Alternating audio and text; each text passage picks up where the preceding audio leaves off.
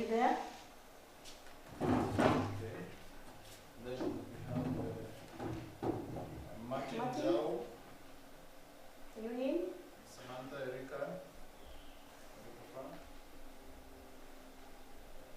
Okay. Yeah. Then you have Julius Gomez. Julius Gomez. I saw him around. He's gone.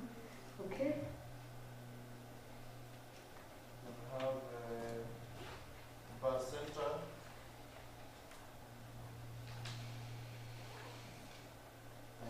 Julius Gomez here. This one is Bar Center of Zere. Are you in? You can come. Thank you. Please come forward to present.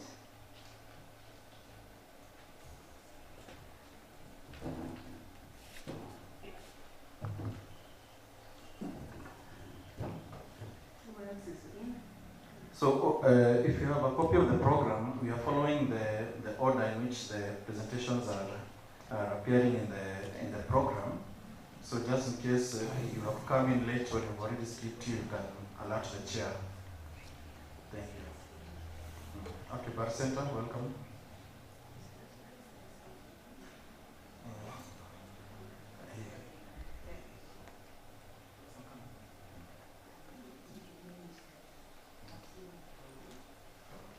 Okay, Pauline, you're in? You after him. Yeah, it's Bar Center, then Pauline next.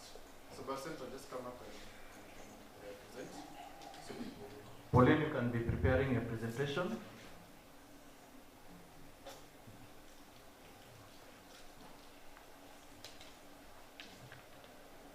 Then Faith Kenya also, you come after Pauline.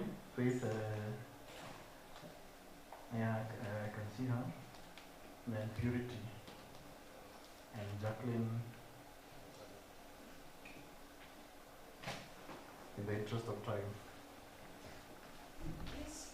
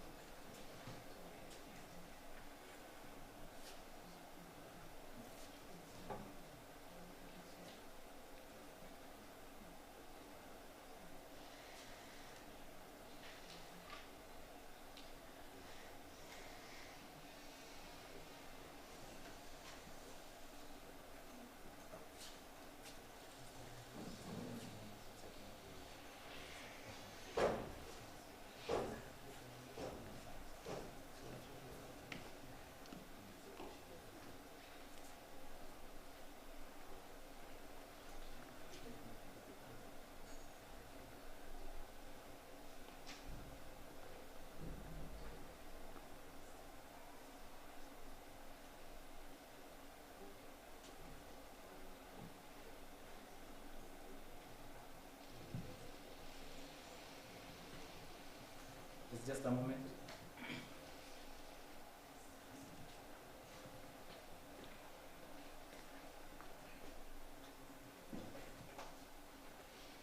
Please have someone to take notes for you. Now you are correct.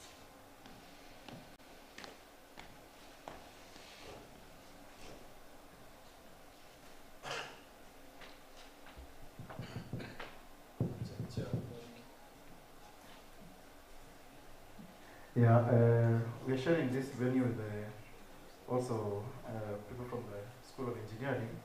Do you have anyone with a presentation from the School of Engineering? So that we can possibly alternate the presentations.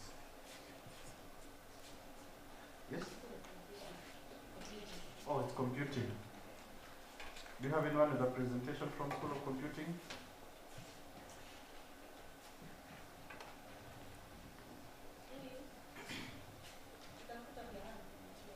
School of Computing.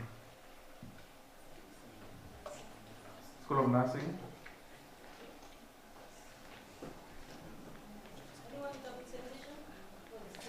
Oh, it's it's captured in the program. Okay, fine.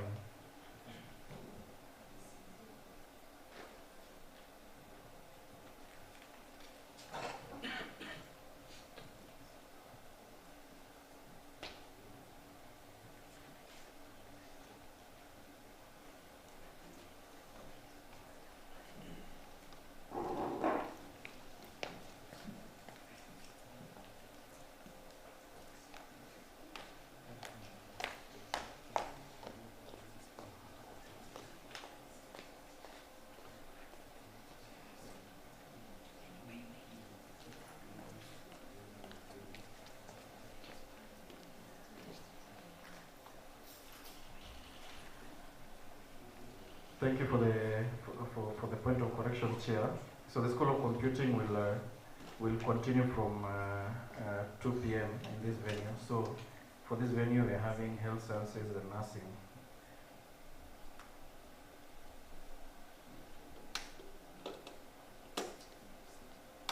And computing should also have remained.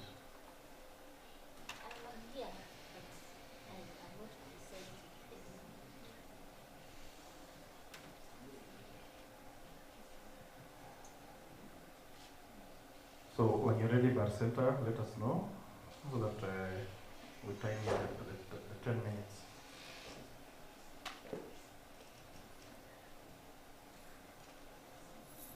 For the others, please keep your presentations ready so that we save on time, so that you'll just plug in the cable.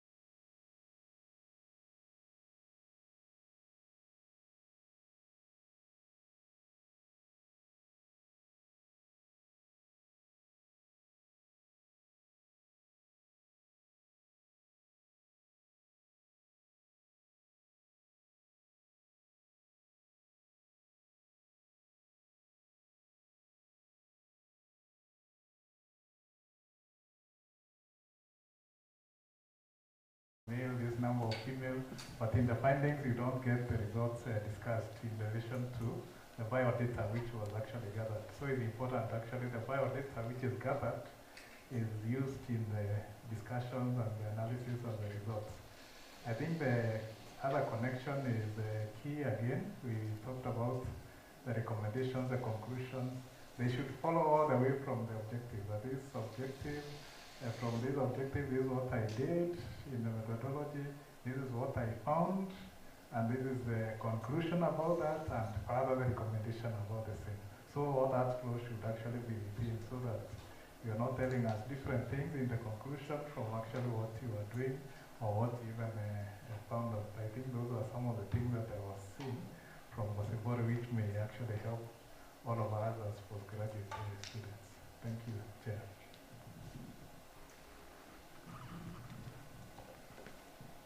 Thank you, Professor Mwenda, for those insightful remarks. And if there's anyone who would also want to put something across also to help us improve, so at least we've been reminded of the need of having recent references so that we don't have very old references. So for those of us who are still writing papers, we can take a note of that.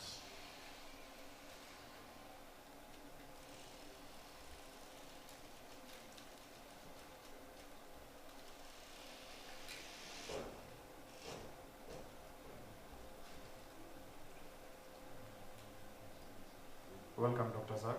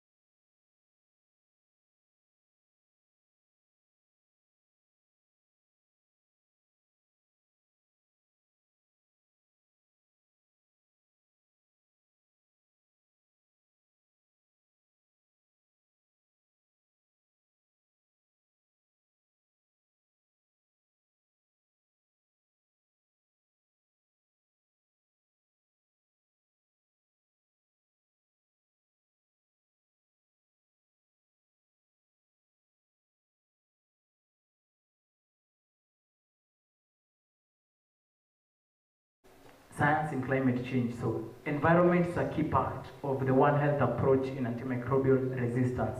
So it would be prudent if we use a One Health approach to deal with this problem of antimicrobial resistance, because it is actually one of the greatest problems that the world faces today. So that was my research. Thank you very much for listening. Okay. Thank you so much, Bar Center, for that study. I think maybe we can have a few minutes, maybe 3 or 4 minutes for comments, reactions, before we go to the next presenter. Pauline, you're up next. Yeah, so please be ready.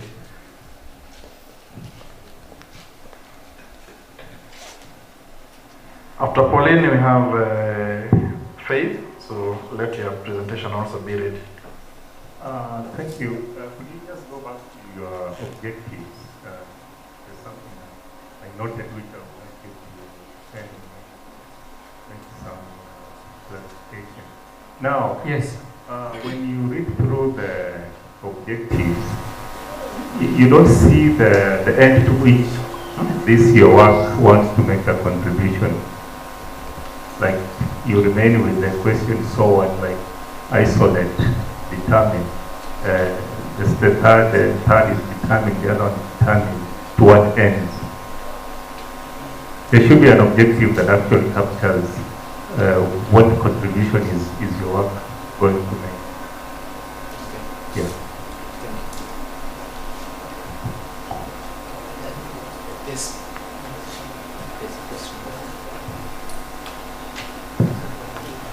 Thank you for the good spoken presentation that you've shared with us. And based on your findings, Yes. you indicated the resistance was increasing by age. Yes. Did you find out whether what was the utilization of antibiotics by the study population? And what was the demographic, the demography of the study population, because that may have affected the results that you found out. So You comment on that. Secondly, part of your conclusion, you said that one of the things which the doctors were doing were using empirical diagnosis. yes.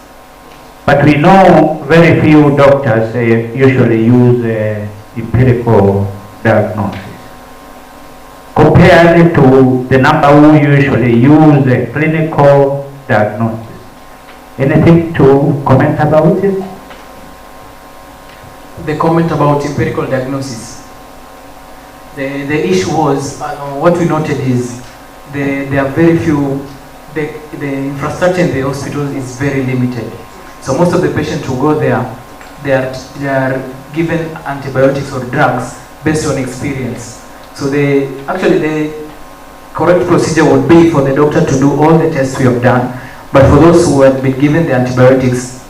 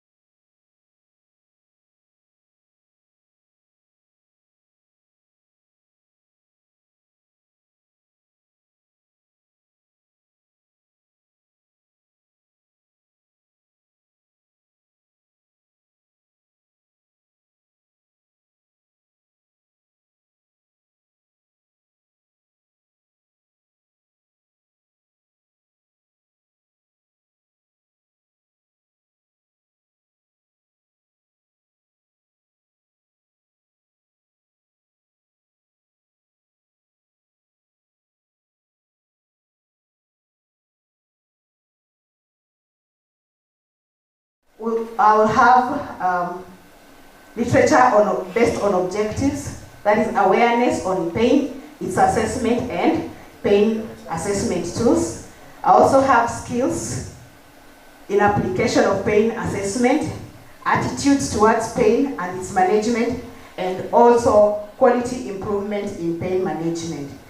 My theoretical framework will be based on biopsychosocial framework, methodology, the study design. This will be a cross-sectional study design that I'll carry out at a certain point in time. The study site will be Meru Teaching and Referral Hospital and St. Teresa's Kirwa Mission Hospital.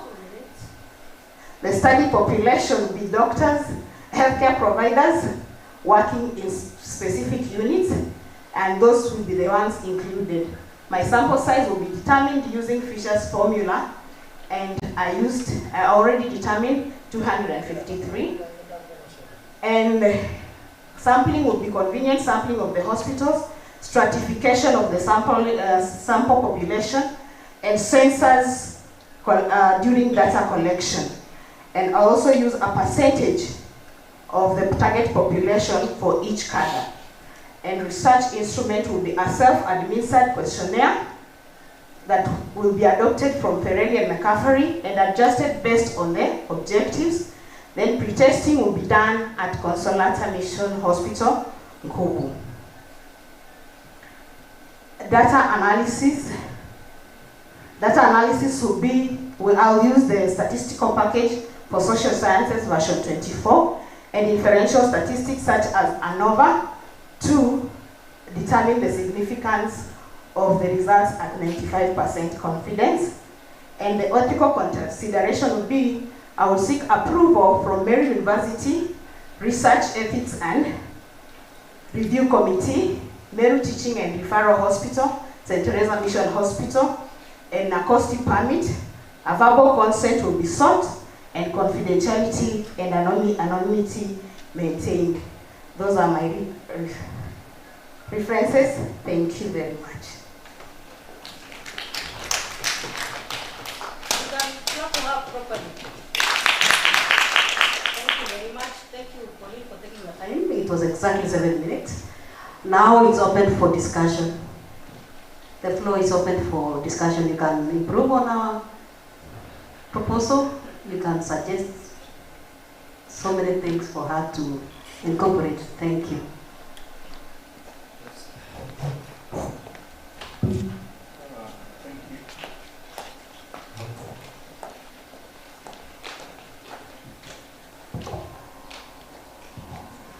Thank you for your presentation. I have two questions. One, if you go to your methodology part,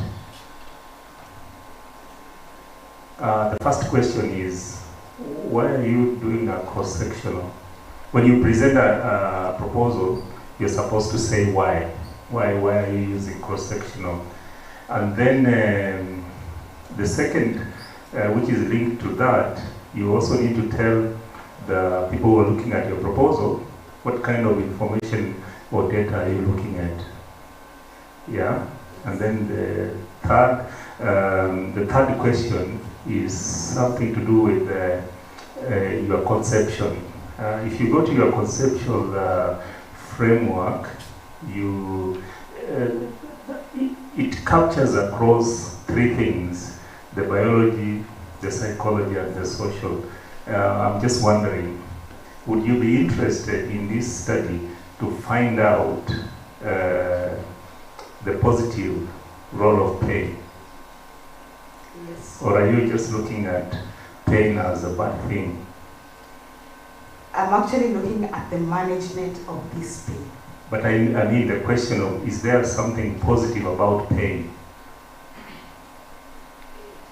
I will look into it. You need to, because you see those are three things. It's physical, psychological, social. Yes. If we think psychologically and socially, is there something positive about pain? It's something to think about. Yes. When you do your research. Thank you. Just note it down. Somebody's noting it down. Thank you, Pauline, for the good presentation. Yes, we've listened to your proposed proposal. I will look at it from the title level. The title level, you are saying exploring pain management.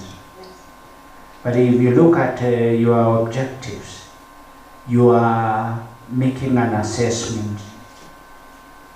So either you change, you align your title to your objectives, because your title indicates management competencies. Yes. Your objectives indicate assessment.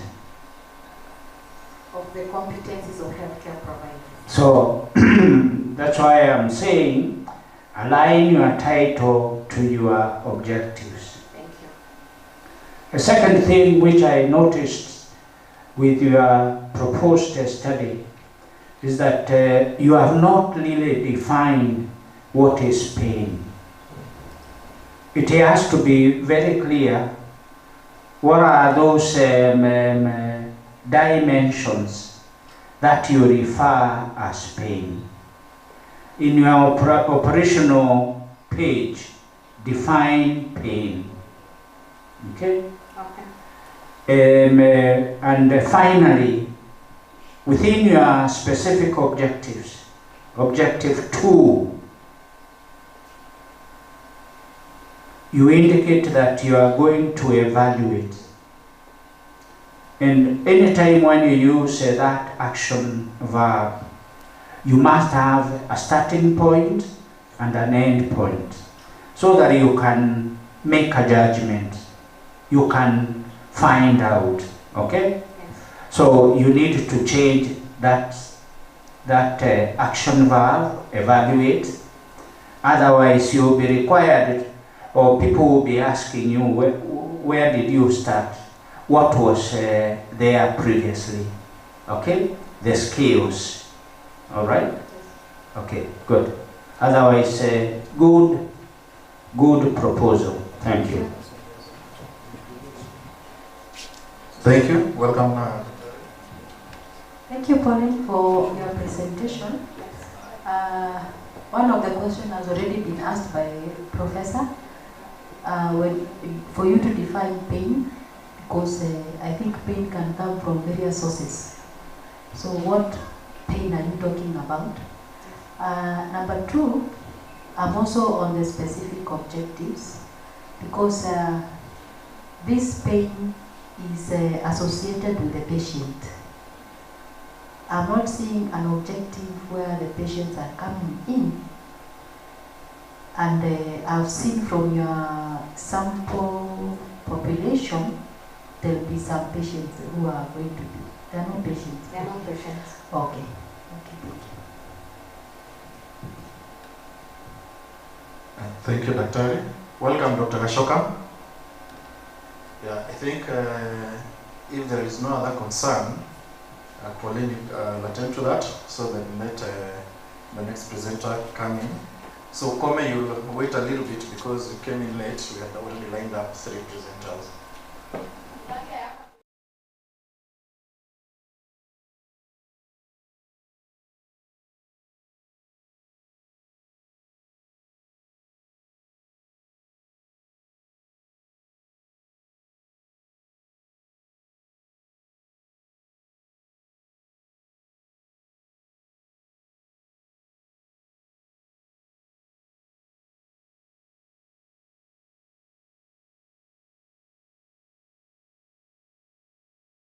Presentations actually will be handled through sampling.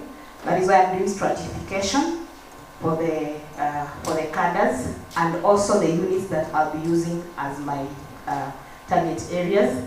And also for representation of every cadre, I go with the numbers of every cadre that is there. Then I'm using a percentage so that I get a good representation for each cadre. And when I'm talking about cadre, I believe we understand it is every profession, because I'm dealing with doctors, clinical officers, and nurses. Okay. Any ethical consideration on this? ethical consideration. I said, like, I'll seek approval from Meru, and unless I didn't understand your question. The reason why I'm asking that is following the question that Daktari asked about the pain and patient. Because I had, if you're dealing with pain, it means somewhere the patient's data will be going out. So I don't know if there is any ethical consideration of the same. They're seeking approval from Meru Teaching and Referral Hospital Committee, and also the consent from the participants. That is what I was looking for. Thank you. So include the consent. You have the consent in your proposal. There is. Thank you. Welcome, Faith.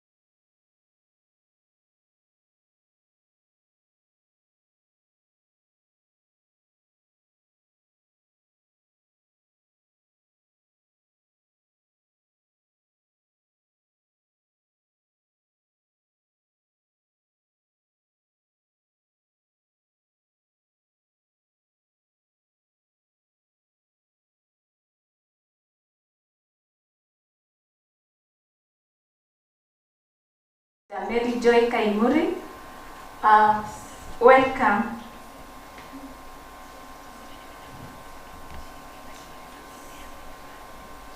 Sorry,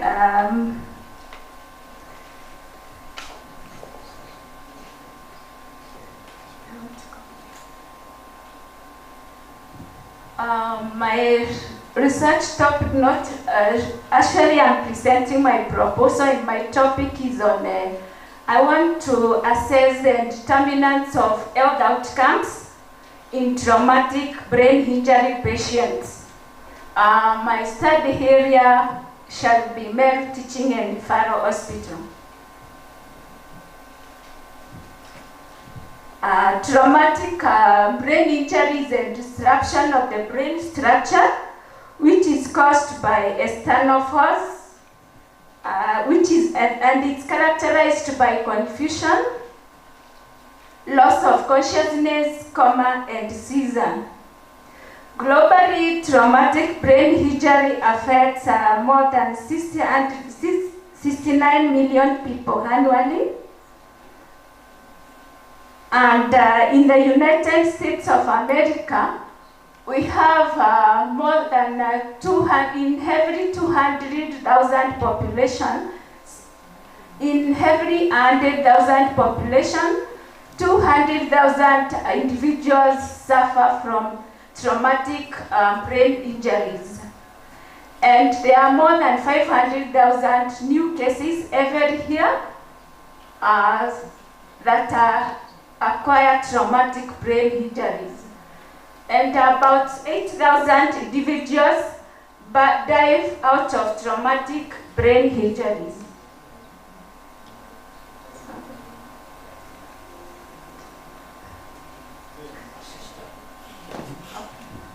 In low and middle income countries, we find the incidence of traumatic brain injury being 3.2 million cases per year, and there is an increase of 3.5% in sub-Saharan African countries, and the incidence is estimated to rise more or increase by 14 million individuals per year by the year 2050.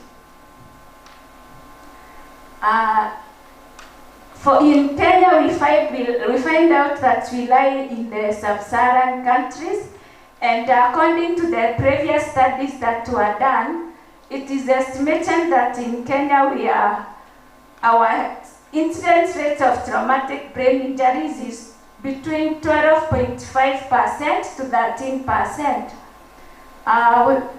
some of the risk factors that are associated with traumatic brain injuries are sex, whereby we find that men are at greater risk of suffering traumatic brain injuries, which goes because men are mostly get involved in activities that link them to acquiring injuries. Like we find most of the border riders are men, and also the occupation, like in construction industries, we find more individuals being men.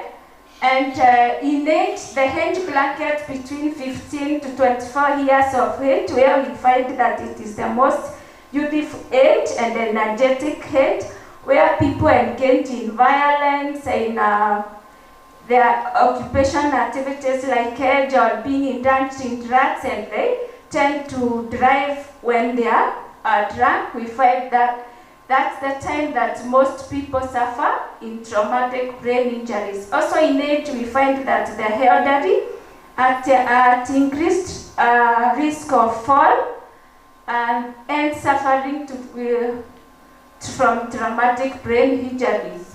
And men have 3 to 4 times higher risk of suffering traumatic brain injuries than women.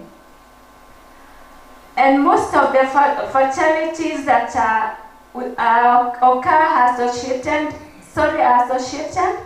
to traumatic brain injuries are due to motor vehicle collisions, and the second frequent being falls.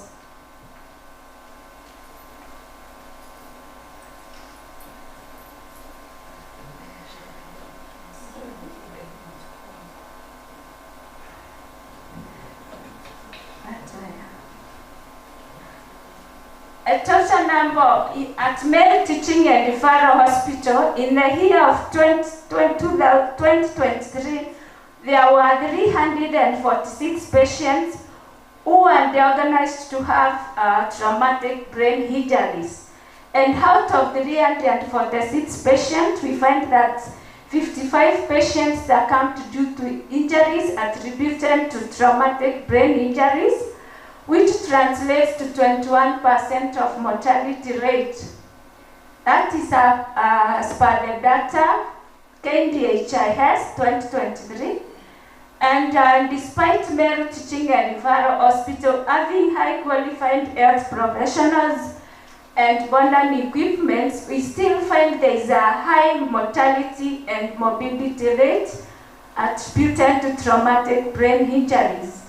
And a lot of resources are focused in the care and management of traumatic brain injuries, which most of the patients who suffer traumatic brain injuries occupy most of the hospital beds, like in ICU, and the facility tends to use more resources.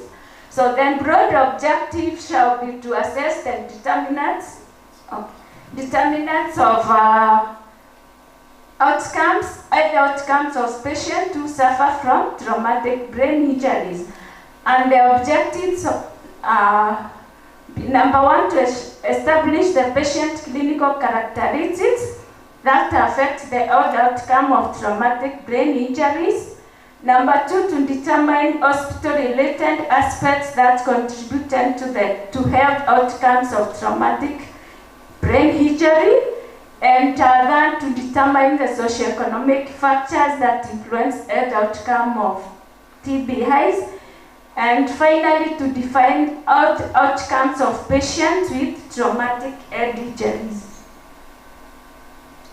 The significance of the study shall be the researcher intends to acquire knowledge and experience in research, and also identify knowledge gaps in the management of traumatic brain injuries, that is from the healthcare workers, and also to the surgical team. They require knowledge, skills in the management of traumatic brain injuries, and the research findings shall be used as an evidence practice to the management of the patient.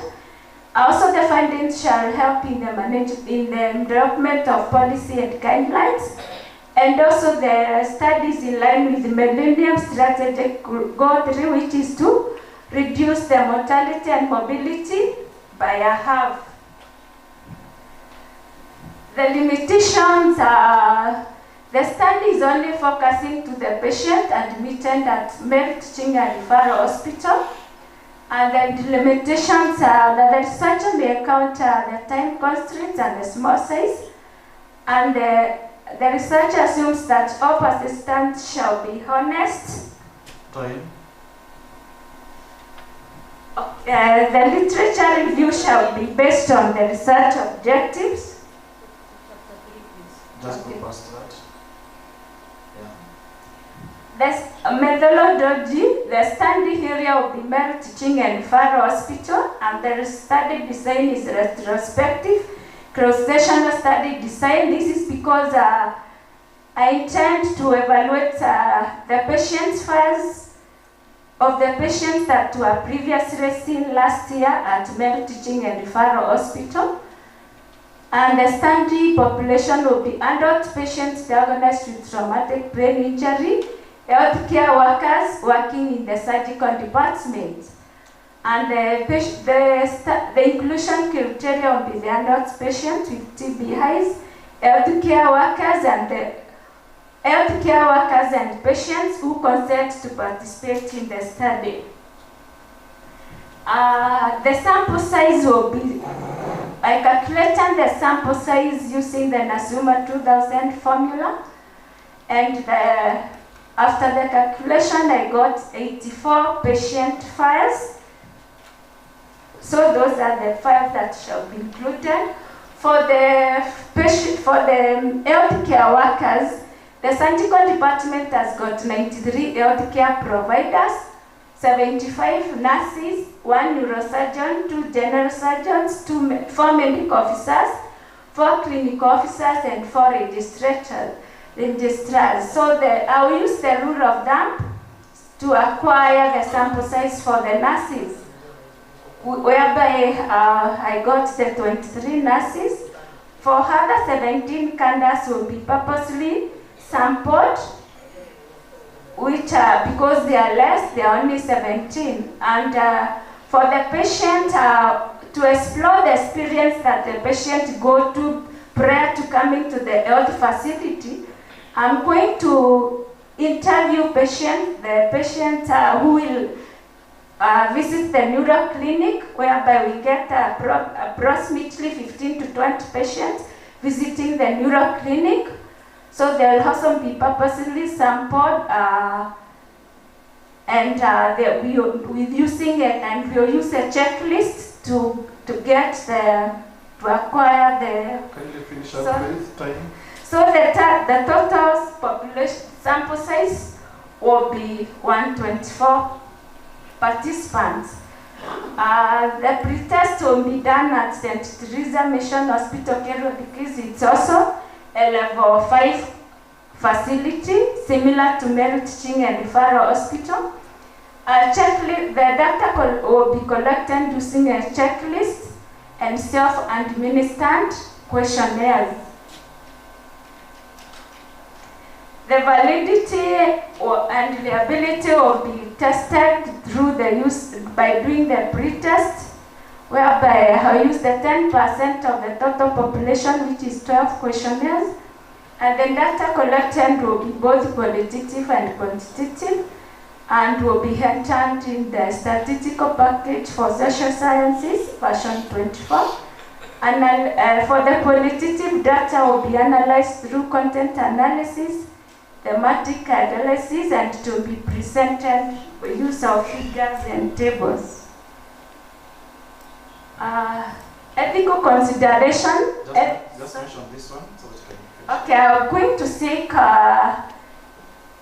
ethical clearance from Mirek, that is from Meru University, and then approval from the NACOSTI and permission to carry out research from Meru Teaching and Referral Hospital Ethical Research Committee, and also seek informed consent from the research participants. Thank you. Thank you so much. Let's give her a round of applause. That's a wonderful study and faith that you intend to carry out. Thank you. So, reactions to that? Or questions?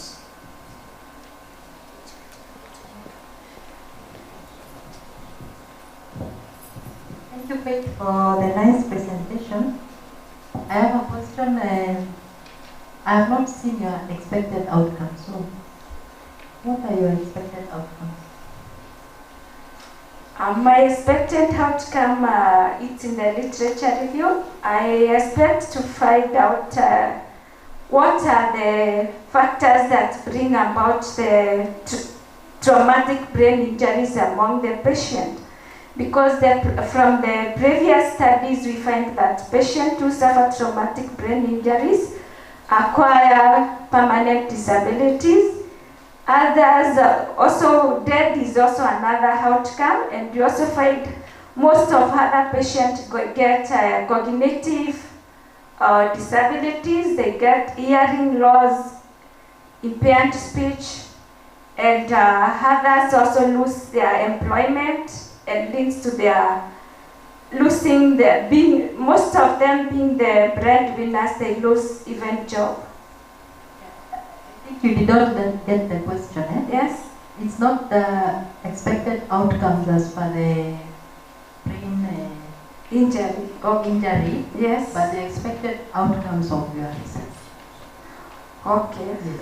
Fine. My expected outcome from the research, I expect to find out why do we have increased mortality and mobility rates from the patients who acquire traumatic brain injuries. What are those determining factors that are leading to the increased mobility and mortality rates? Is that satisfactory? Okay, Pauline, just note down for Faith to improve on her. Sorry, I'm going to explore more on that. Yeah, in your proposal. Okay.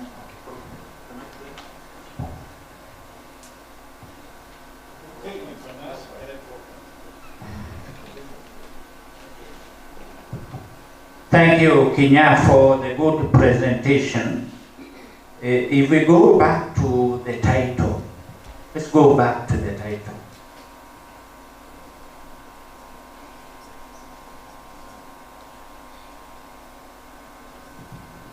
The title reads Determinants of Health Outcome. And I believe you have some health outcomes that you got, which you're going to make reference to. Yes. The second thing which I believe you know is the meaning of the determinants. Yes.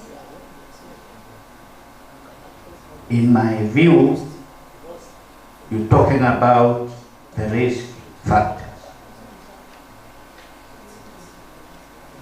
No, the risk factors are different. The determinants are like what are the factors? We can talk of the factors.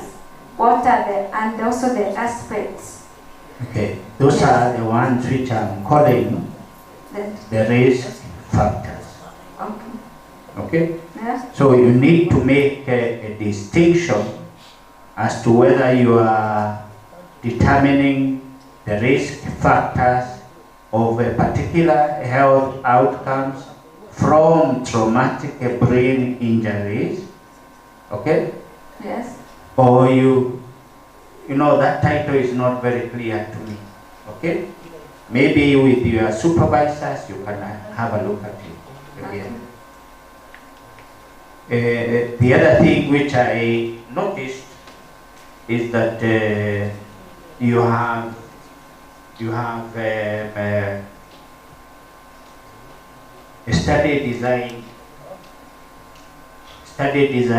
Your study design is you indicated it was a retrospective, cross-sectional study. Yes. Okay, you can make it straightforward to be a cross-sectional, okay, Yeah. study design, Because when you use the word retrospective, it means you're looking backwards. Yeah. That's not the case. Okay. Okay?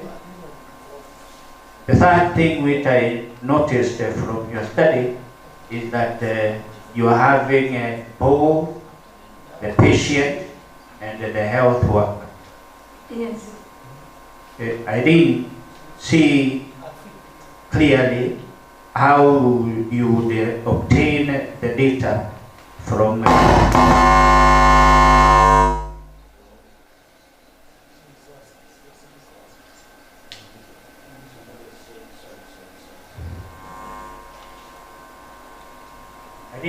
I didn't get clearly how you would get the data from both the health workers and the patient.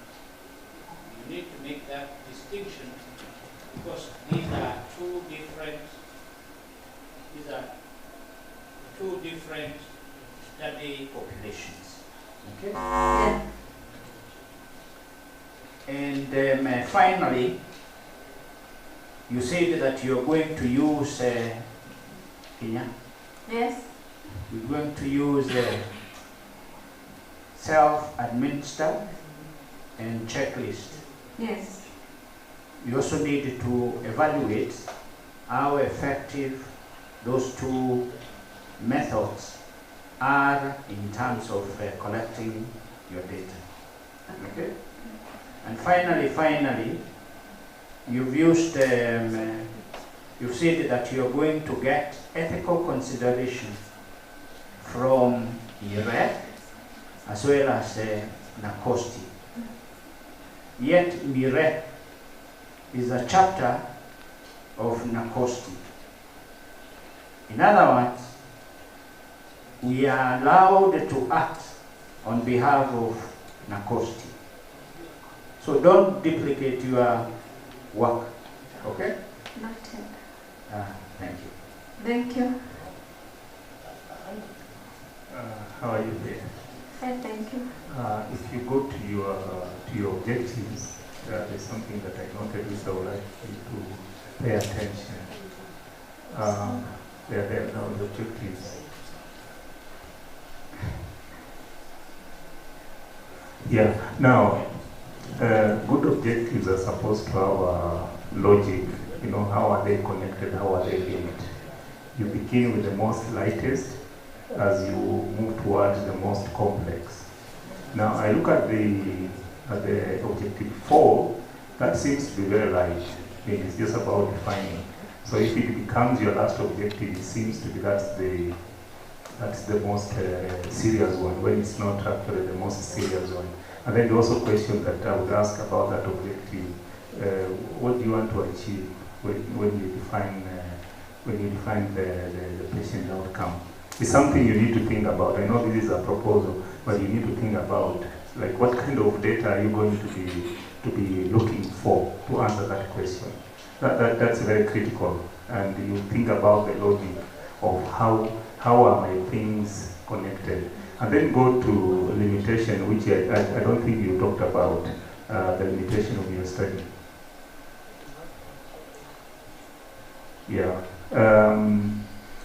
In limitation, and I know sometimes people normally talk about the logistic of the research, but from a research setup point of view, limitation is supposed to talk about things that you are not going to do, questions that you are not going to really answer, because this will be asked when you defend your project. People ask you just to get to know whether you thought about them. There are things that your research is not going to do. So those will be your limitation, not that you're only going to focus on one hospital. I mean, you can even do a comprehensive research with one person, but that doesn't mean it's limited.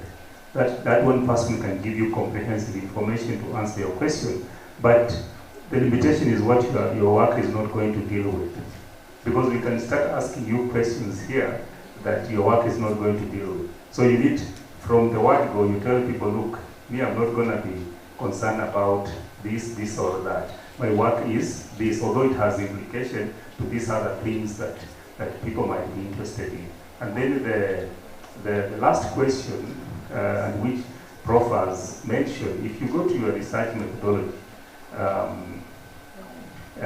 there's something there in which you need to clarify.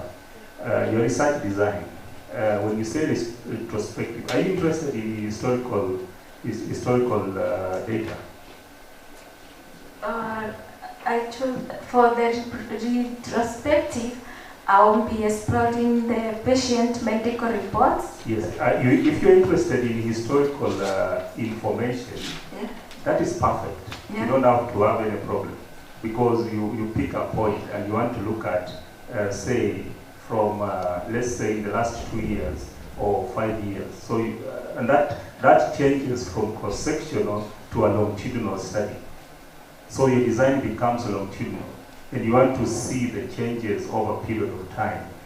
Is it the changes in patient? Is it the changes in the form of injuries people are incurring? So that then you can make a suggestion. For instance, since the coming into play of borders, the motorcycles, there's a new form of injuries people are having. Not just motorcycle riders, but even the people they carry. How do we understand that? If the government is to make any policy, we need to understand how has this thing changed over a period of time. You know, there are people who like contact sports, like for instance, people who play football. You know, they suffer some brain damage. Is there something that you are focusing on? So again, you have to choose which part of determinants am I focusing on, so that then you are more specific when it comes to issues of making suggestion and recommendation. Your recommendations are very clear, they are pointed. You're saying motorcycles have contributed to the largest. And the other thing I would be interested in, do you have a report in this country about this? Like I know you mentioned statistics in your introduction, but those are American statistics. What about ourselves here? Do we have a record? If there are no records, that even gives you a direction of your research. Your research is supposed to now help us have a comprehensive report on this particular, because there's a gap. If we don't have a national comprehensive database of traumatic brain injuries in the country, then it means even people who make policies don't know what they are making policies about, because we don't know. We are using American because they have a much more comprehensive record. Now, for that, if we don't, that becomes a gap that your work should be actually help us to fill. Thank you. Thank you. So, excuse me, I think time is up. We've used more than 15 minutes for that. I think it is an interesting topic, yes. You can give the answers to the questions. Okay. Thank you. It's true that there is no data that is available, because the recent study that was done was 2019 from the Kenyatta University, and the researchers cited that there is no available database countrywide to show the incidence of traumatic brain injuries nationwide.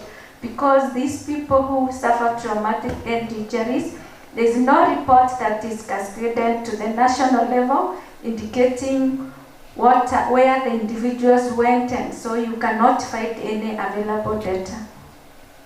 Thank you, Faith, for the good work. And we've taken a lot of time, so I think we can now call the next presenter. Because of the interest of time. Yeah, let's give her a round of applause.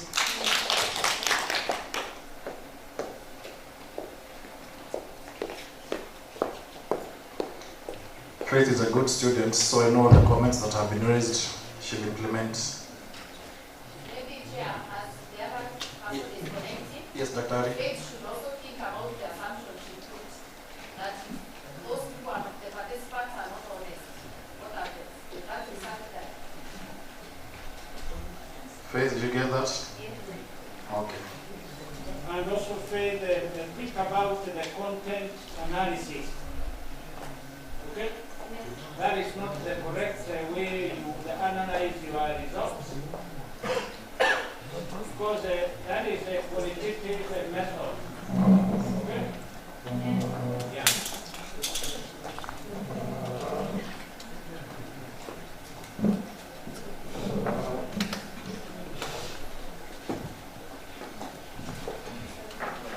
Good afternoon. I'm Purity Kathambi Matthew. I'm presenting a proposal on determinants of high blood pressure management with a complication of stroke among the patients who are visiting Meru Teaching and Referral Hospital. And my supervisors are Dr. Mary Joy Kaimuri and Dr. Peter Kairemia. I'm undertaking masters in medical surgical nursing.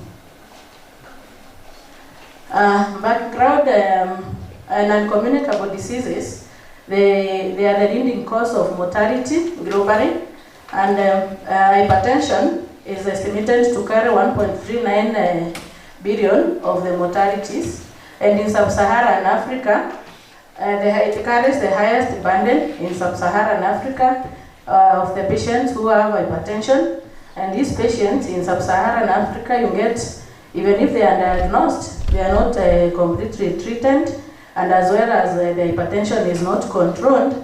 And also in Kenya, you get hypertension is approximated to be at 24.5%. And due to that, MOH has developed guidelines on the management of hypertension, pharmacological guidelines, as well as lifestyle modifiable factors. And despite the guidelines, you see the management of hypertension in Kenya and also sub-Saharan Africa and globally has not been achieved. And as well as in Meru County, you get there's an upward trend of hypertensive patients. In 2019, we had 81,427 patients, and in 2020, we had 81,797 patients. My problem statement: one, high blood pressure is one of the leading causes of cardiovascular diseases, where stroke is one of the cardiovascular diseases. It also causes disability and also premature deaths among the population. It is approximated that 4 out of 5 hypertensive patients are not adequately treated, and mostly they are diagnosed after they get a complication, probably of a stroke. And in Kenya, you get about 78% of people who are hypertensive are not on treatment. And in 2020, in Kenya, it was noted there was 6% of stroke deaths in Kenya, which ranked the country at position 81 out of 183 nations. And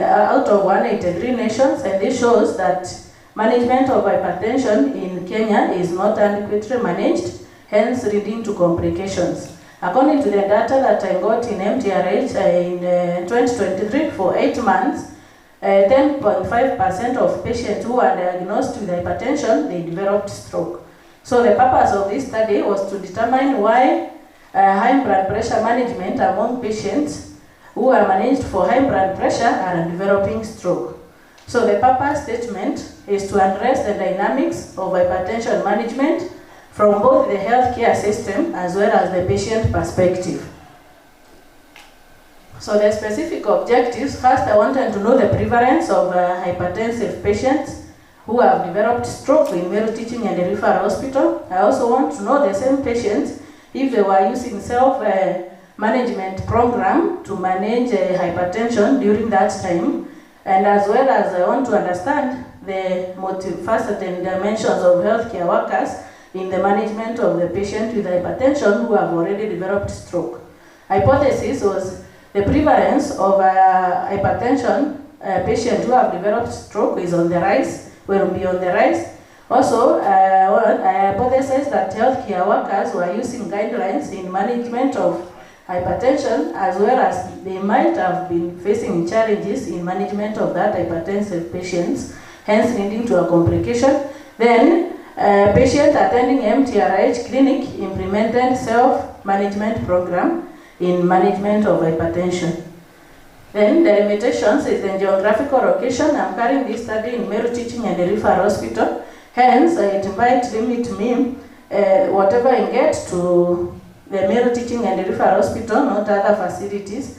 Then the scope of study is within a specified time limit, whereas we know medical practice is dynamic and it keeps on changing, so it might have changed. Then I focus also on specific variables, and maybe hypertension, there are many variables that might lead to hypertension and stroke. Then assumption is that I assume that the medical records for the patient will be comprehensive. Then healthcare providers will be using the guidelines that are expected to manage hypertensive patients. Then patients will recall and report their past experiences. Then the sample size that will be taking will represent the broader population. Then the significance of the study. One, the findings will enhance the patient care in Meru Teaching and Referral Hospital, not only Meru Teaching and Referral Hospital, and also it will reduce the incidences of stroke. Then the findings also will offer guidance in the hospital in formulation of policies and guidelines in management of hypertensive patients. Then the competencies that will be gotten will be used for further training of healthcare workers. Then it will be a potential for future research. Then the limitations is the recall bias. Probably patient might forget some of the things that they used to do before they got stroke.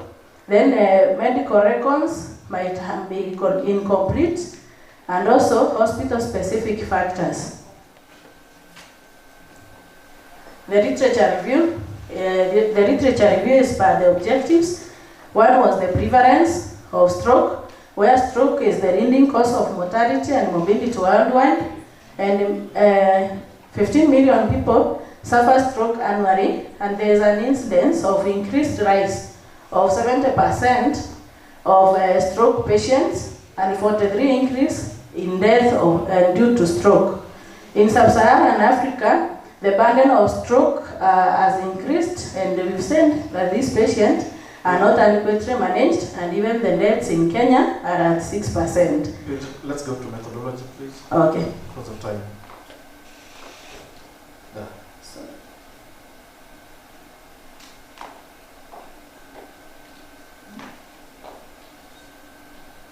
Yeah. Okay, thank you. Research methodology, I'm using a mixed method research approach. And inclusion criteria, I'm going to use the patients who are above 18, diagnosed with hypertension, and who are on management of hypertension and have developed stroke. I also use healthcare workers working in non-communicable disease clinic, and also I also use patient records, those patients with stroke. Then exclusion criteria is those who don't consent to participate in the study, patient with cognitive disorder, which is a complication also of stroke. Then patients who are attending the first visit because they might not have gotten the treatment and also undergone the health care. Then the patient medical records that are missing. My sample size will be 72 medical records according to Yamane formula that I used to calculate, and also the 7 healthcare workers working in NCD clinic. That is the quantitative sample size. The qualitative, because I'm using mixed method, I'm going to interview patients who have stroke until I achieve data saturation. Then I will use simple random sampling for the quantitative method, and for qualitative I will use purposive sampling. Then the participants will be patients I have sent, those who have stroke, the healthcare workers, and also the medical records. Data correction, for quantitative I will use semi-structured interview and structured surveys for healthcare workers. Then pre-designed semi-structured questionnaire for medical records. And for qualitative data, I will use individual open interviews and surveys and unstructured interviews questionnaires for patients.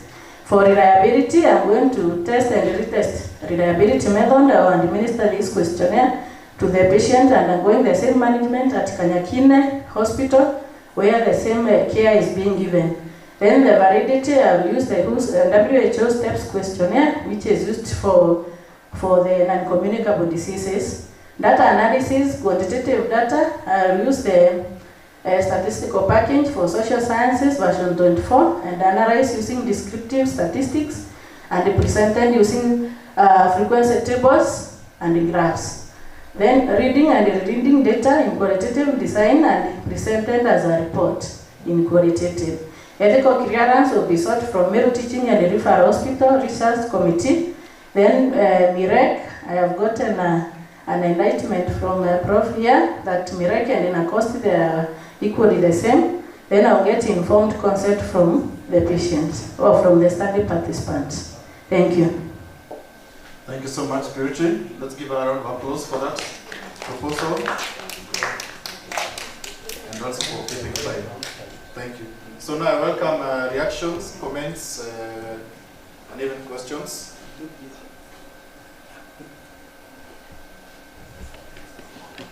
Go to the topic.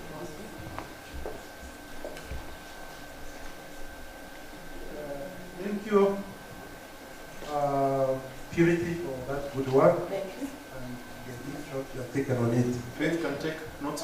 For me, so much concerned about your topic and the methodology. So, usually as a student, when you are doing your research, it's always nice to connect and focus your consistency in the work. So, when you started, I thought the study is about the patient with hypertension. So I hope you have been able to operationalize your study and define which hypertension you are talking about. Because in medicine we have different types of hypertension. So I hope you are talking to people who are medics and you need to demystify and really make them understand which type of hypertension you are talking about. So we go straight to methodology. There's some ambiguity in terms of who your study participants will be, because it ranges from records review to real participants who you are not telling us how you are going to pick them. We really need to know these participants who you are conveniently picking, capture it in methodology. Don't just say mixed method. Which mixed method? It's good you say descriptive, then you say I will adopt mixed methods for data collection, or you adopt purposive sampling, convenient sampling. We really need to see that. If you look at your inclusion and exclusion criteria again, you see participants who don't consent. So I don't know how the record will consent. I wanted to hear that consent from the health records department to use you seek authority from the hospital to use the secondary data for your research. Otherwise, there's also a time I reached and I thought it is a retrospective study because you are doing secondary data review. Now, in your methodology again, I'm not seeing anywhere you are saying descriptive, retrospective, cross-sectional study. Because we have various study designs, you can't just mix it. We really need to see that coming out very clearly. Go to your limitations. We have issues also with limitation, and it's good you fine-tune them. If you look at your limitation and delimitations, it's like you are shooting yourself on the foot. Go to limitations. Yes.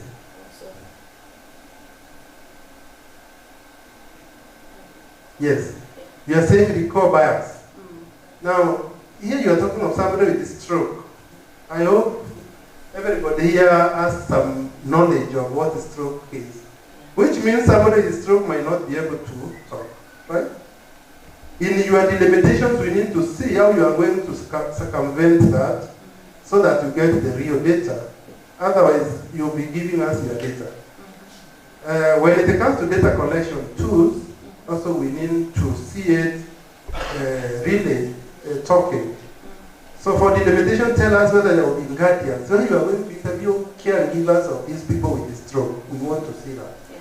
Otherwise, your study might not bring out the clear information which you want us to get. So you talked of presence of gaps, hospital specific. So really, you really need to think through the ecosystem of how you are going to apply this research for you to get explicit and reliable results. Thank you. Thank you for the comments. Thank you. I hope it's been noted down. Any other concern in the interest of time?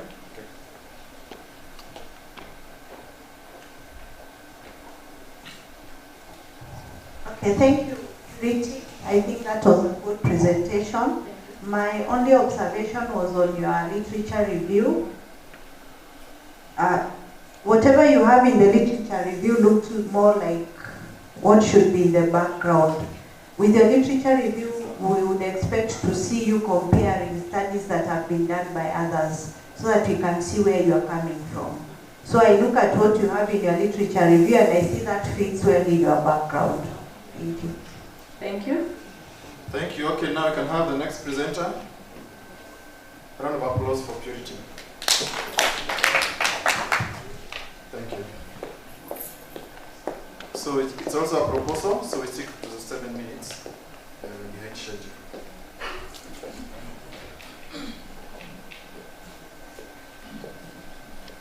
This is Jacqueline.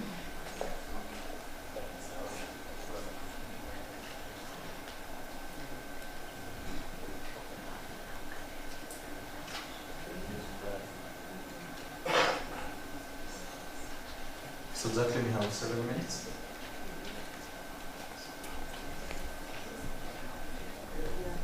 Good afternoon, ladies and gentlemen. Yeah, my name is Jacqueline. I'm also in the same group. I'm a SC student at nursing school. Doing a study in Masters in Midwifery on exploring childbirth experiences among the adolescents in Meru South sub-county, that is in Meru County. And my supervisors are Dr. Mary Joy Kaimuri and Dr. Peter Kairebu.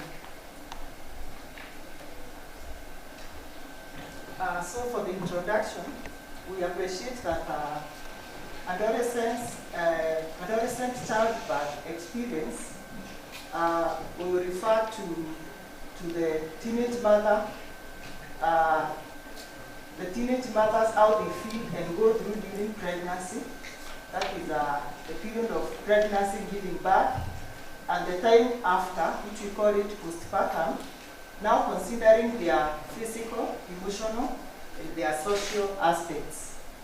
So we appreciate that globally, 21 million girls that are aged between 10 to 19 years, they give birth. And in our setup, that is Kenya, our national average at the moment is 16%. That is for the teenage pregnancy. And when we narrow down to Meru County, we are at 24%, which is higher compared to the national average. And the implications about all this is that there is higher maternal and infant mortality rates. And based on the adolescents are still growing, and you know, their bodies are still developing, yet they are giving birth. So they experience obstetric complications during pregnancy and birth. So for the problem statement, the national burden, we appreciate that Kenya, the childbirth for the adolescents, we are at 16%, that is between 10 and 19 years. And then from this group, we'll appreciate that 13,000 girls are dropping out of school annually, according to the Kenya Demographic Health Survey 2023.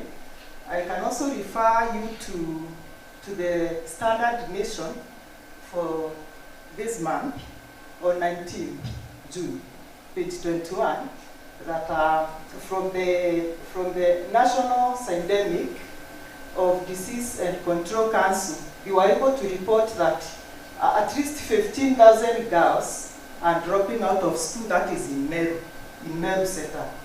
So barriers to reproductive health care, we appreciate that these adolescents face barriers such as clinical policies, there is the high cost, the privacy aspect as they seek these services. They are a bit inflexible schedules. They are balancing school at the same time work, and this might hinder their ability to access reproductive health care. For the policy implementation, we appreciate that in Kenya there are existing laws and policies in Kenya that support adolescents, but the challenges like stigma, discrimination are still, they pose a challenge, especially in the rural setups. So the need for this, there is the need in the selected location because we appreciate that at the national level, we have seen that we are at 16%. We narrow down to Meru County, we are at 24% when it comes to teenage pregnancy. So there is the need in the immense sub-county hospital, sub-county, which is still ranked among the top 3 sub-counties in Meru County, with cases of adolescent pregnancy per KDHIS 2023. The study objective is to examine the childbirth experiences among adolescents in Meru South sub-county, and the research questions guiding the study is: how do adolescents perceive their childbirth experiences with various stakeholders across the continuum of care in Meru South sub-county? When we talk about the stakeholders within the journey of pregnancy, delivery, and postpartum, will come to the mother, to the family, the healthcare providers, the researchers, and the advocating groups where we come in. And then how do adolescents perceive the responsiveness of healthcare services at Meru South sub-county? And what are the met and unmet childbirth needs of adolescents? And what challenges do they face in receiving care at Meru South sub-county? So the significance of the study will have scholarly contributions. So from the insightful findings from the study will be used as a foundation to maybe improve the perspectives of the adolescents that will inform based on the evidence-based findings and also evidence-based practices that would help improve in the care setups. For the policy and decision making, it will influence the decision making and also shape up the policy that would help advocate for the adolescents. Then it will improve in the delivery care within the health care facilities. This is very important in the care setups because it is going to inform, again, good practices among the healthcare providers on how to handle this special population, because we appreciate that if they get into labor ward to deliver, you can't compare them with an adult woman who is ready. 1 minute. The literature review is, this one is based per just objectives. Flip through. Yeah. And then for the methodology, I'll use the study design, which is it's a qualitative study, and I'll use the qualitative descriptive design because it will help me get into depth of understanding their feelings, beliefs, and their attitude. Then the study population will be the experienced adolescents through the childbirth process in Meru South, and the study site will be in Meru South. Sampling, I will use criterion sampling, which is part of purposive sampling, because again, this will allow them to get into depth of narrating their experiences, their perceptions, their beliefs, and the data source, this will be from a secondary data source. That one is Ministry of Health. It's a register code 333 that enters the details of all deliveries. Then for the ethical consideration, based on the previous correction, I'll get permission from the NACOSTIC, informed consent, and also the hospital setup where the data will be provided.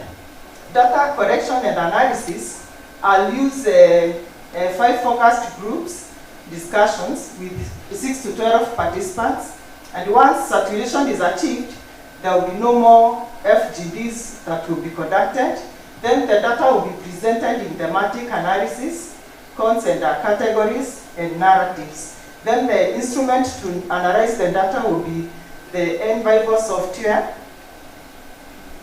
In my conclusion, we explore the unique challenges faced by the adolescents within the sub-county, and then to investigate the support systems that are available for this group in the region that impact their experiences during the journey of childbirth, then provide recommendations for improving maternal health care services that is tailored to needs of adolescents in the area. Thank you. That is my reference. Thank you so much. Let's give a round of applause. Wonderful, wonderful. So let's have reactions, questions. Thank you very much. Maybe you can go to your topic quickly, because I want us, you give us a few facts. I don't know, have you collected your data? Not yet. It's a proposal. A proposal. Yeah, I saw the conclusions, that's why I asked you that. So, exploring childbirth experiences among the adolescents. Now, according to KDHS 2022, what are the current statistics in terms of childbirth in Meru County? Are we on the higher side or the lower side, or the lower side? What are the prescribed ages for anybody to give birth in Kenya? Because as policy makers and people who are guiding our society, sometimes we take people in the opposite direction. Remember the other day we are trying to repopulate primary schools in Meru, and China currently is fighting to ensure their women get someone to, their men get someone to marry. Those are statements which you can counter-check. So according to demographics also, we are told that when you give birth to 2 kids, you replace yourself and your husband. So the population growth is constant. So what is the message and what is the biggest gap in Meru County? Why are we complaining? Is it because people are giving birth at 10 years, 5 years? Are these adolescents in school or outside the school? That's something also which has not come out very clearly. Are they in school or outside the school? And if they are adolescents in school, we need to see that coming out in your study. So let the gap be very specific, explicit, to identify the real problem, not the assumed problems. Because we might be assuming Meru, the population is very high. What is the number of children per woman in Meru County? Purity Namandi here? Yeah. Okay. Go to the methodology, please, quickly.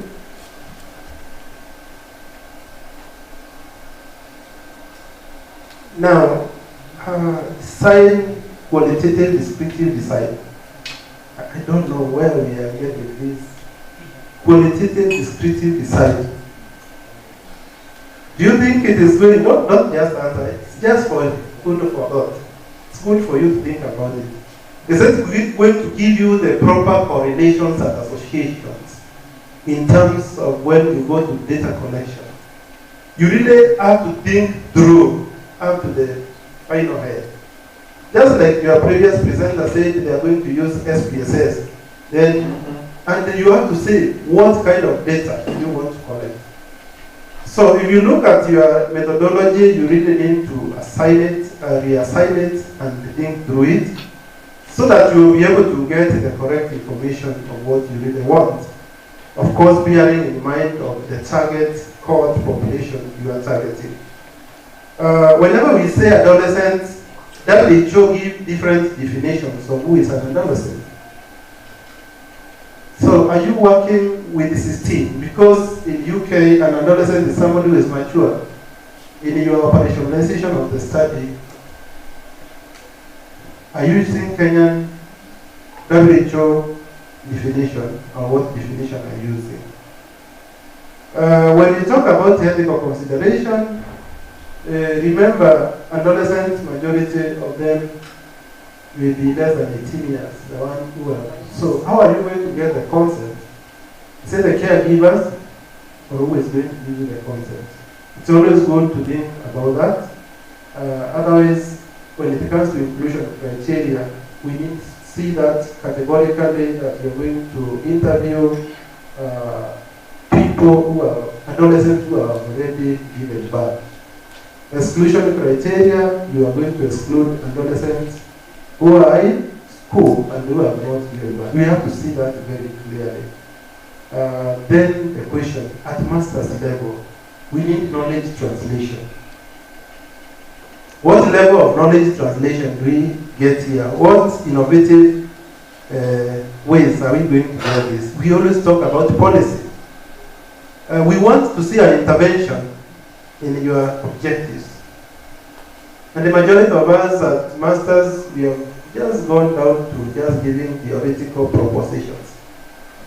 If you look at the Bloom's taxonomy, you will realize that at master's level we should be able to synthesize knowledge, we should be able to analyze knowledge, innovate, evaluate, and come up with some products.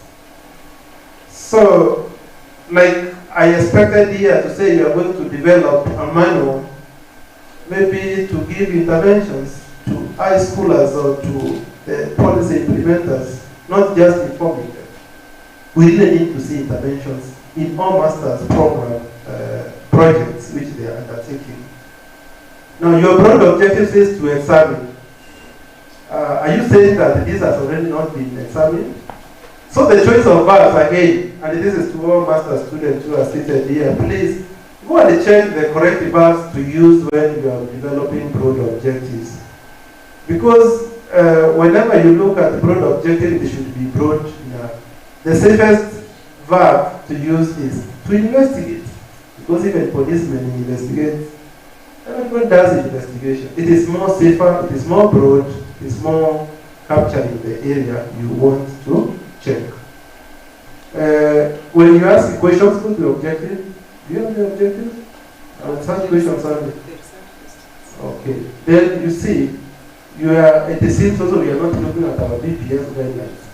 If you look at the Board of Postgraduate guidelines, they are very clear and specific on what we should have. If you are studying that in terms of hypothesis, you have research questions. In social research, usually we have research questions and not hypothesis. So for your case, you should have objectives, specific objectives, broad objective, and then research questions. And research questions act like what is answering your objectives. Thank you.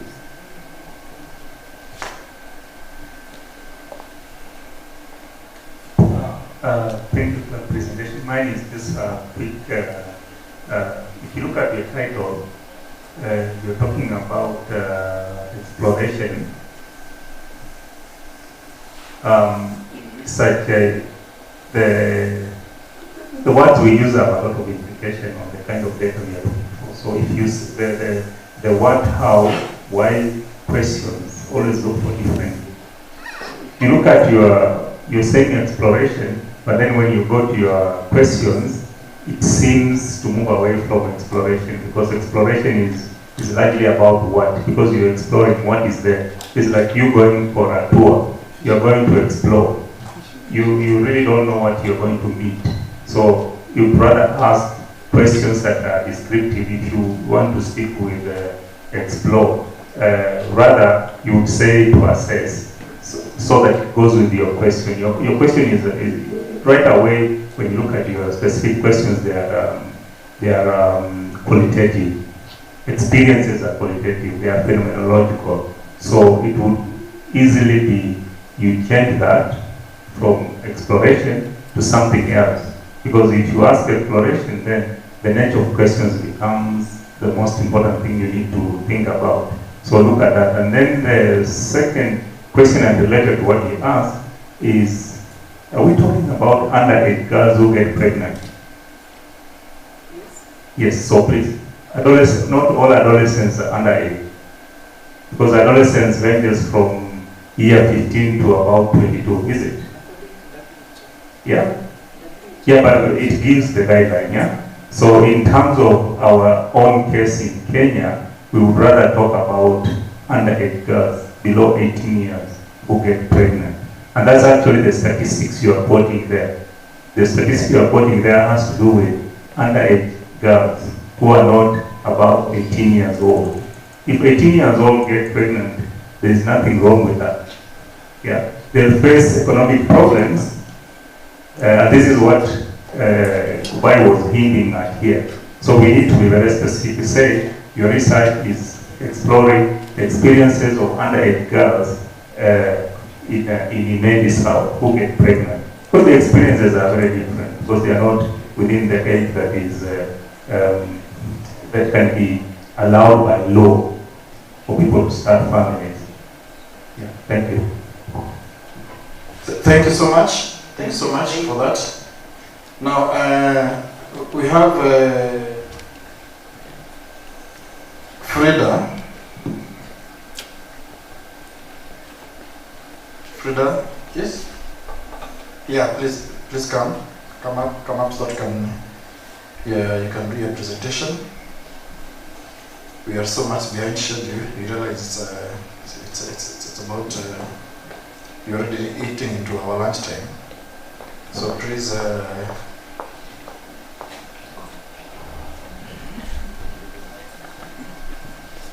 Frida, then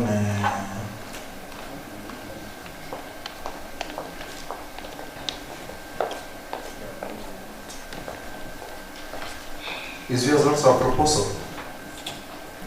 Okay, it's a project.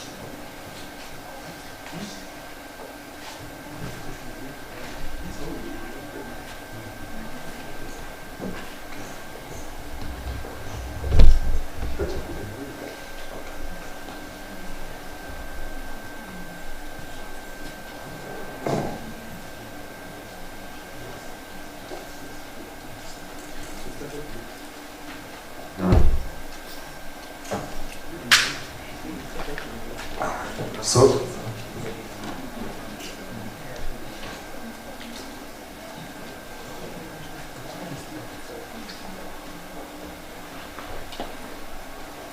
what's happening?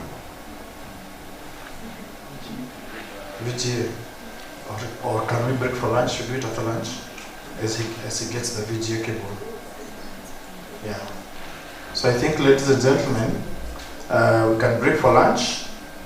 Even if you have presented, please don't go away. Pauline, the entire team, please don't go away. Let's come and hear what others are presenting. Yes? For high level invitees and presenters, we have 2 venues for lunch. And we have 2 venues.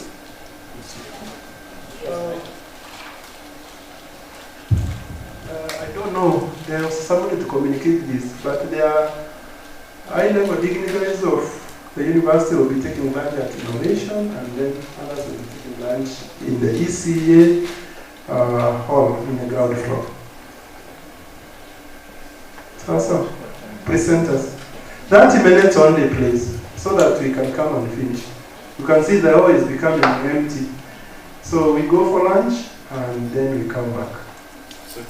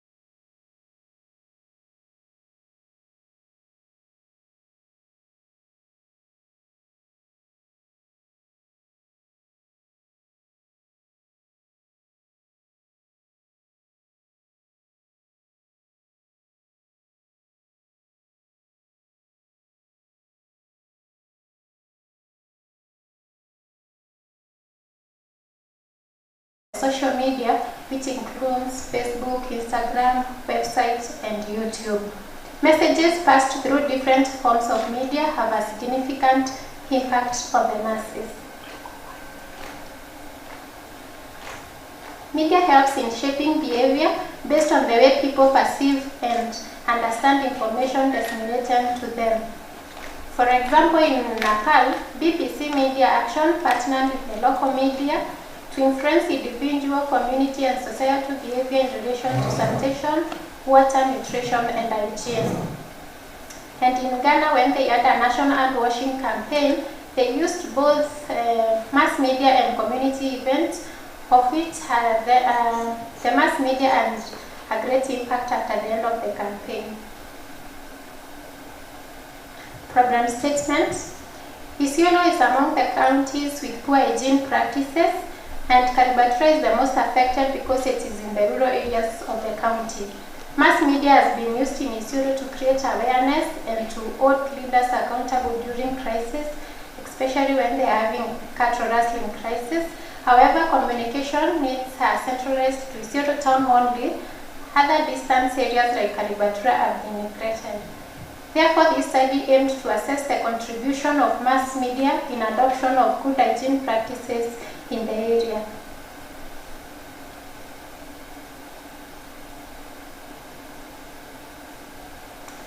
The objective to assess the contribution of mass media in adoption of good hygiene practices in Karibatura, Isiolo County, and the specific objectives were to determine the hygiene practices prevalent in the sub-county and to determine the mass media sources that promote good hygiene practices in the area. The researcher used both employed mixed method where he incorporated both qualitative and quantitative approach. The sample size was 191 respondents, used simple random technique, and the study population were the household hands, religious leaders, public health officers, and the area chief. We used questionnaires to collect the data, and it was analyzed via ANOVA, and then for the qualitative thematic analysis presented in terms of narratives. The results: hygiene practices in Karibatura sub-county, hand washing with soap and water after latrine use was at 58%, proper latrine use was 13%, proper fecal disposal 7%, that's 22%. According to the interviews that were conducted, hand washing was on high because during the COVID there were so many messages regarding hand hygiene, and during the time that the study was done there was an outbreak on cholera, so there was so many information on hand hygiene and boiling water, and this explains why so many people were informed on importance of hand washing. For proper clean use and fecal disposal, the next result will explain why so many people in the area had no latrines. 26% had a latrine in their household, 14% shared a latrine with their neighbors, and then 19% used community latrine, which included maybe a latrine in a school or in a place of worship, and then 40% went to the bushes or open defecated. Therefore, to explain why I said there was poor disposal of fecal matter, because of sharing, it became very difficult for them to maintain cleanness of the shared latrine. And because of distance, and especially during at night due to securities, especially for the women and children, they opted to go to the bushes. And also because of their culture, moving from one place since they are pastoralists, so that it became very difficult for them to be building a latrine every place they moved. And this explains why the open defecation was very high. And to public health, this is one of the riskiest because it denies the people the dignity and their privacy. So the researcher wanted to find out information sources that were accessible to the population of Karibatura. people who had access to television were 10%, to radio were 69%, then religious leaders 15, public health 5, and the chief barristers 1. Karibatura being in the interior areas, it had no electricity, and this explains why television was low. So many people could afford radio because it was cheaper, it just needed batteries, and even for those who want their mobile phones, they could access the radio through their mobile phones. Also because of it being portable, they didn't have to sit there for them to get information, and also the radio used to broadcast in their native language, so they were able to understand the message, and it was commonly used. So the researcher wanted to find out the frequency on which they received hygiene messages. On a daily basis was 36%, weekly was 59%. There are those who have never heard of any hygiene message. For the daily, there are the people who had access to radio. They sent at least they had a message on hygiene. For the weekly, there are the people who relied on the religious leaders. Religious leaders were used by the community to pass hygiene messages because they were seen as opinion leaders, and also they were able to gather a good number of people during their time when they gathered for worship. And the summary, conclusion, and recommendation: lack of awareness, media representation, poverty, cultural beliefs were some of the primary causes of poor hygiene in the area of study. By media representation, we mean how the media packaged the message on hygiene. For example, a few weeks ago we had floods. That message made the headlines, but they were the aftermath of that. The sanitation diseases which came out because of that, but the media does not always report on that. And when the message is not continually reported, people tend to forget. The mass media, particularly radio, played a significant role in raising awareness and educating the community about the importance of good hygiene, and this is because it could reach them in their native languages, so the message was understood by most of the people. The religious leaders, area chief, and the public health officers were regarded as opinion leaders, and they were used to pass the messages. So the study noted that the problem was not the accessibility of the information, but how the prominence that was given to the message and what was being reported. The study concluded that mass media has the ability to change the behavior and attitude of its audience, and it recommends that mass media to be excessively used in aiding in behavior change and creating awareness.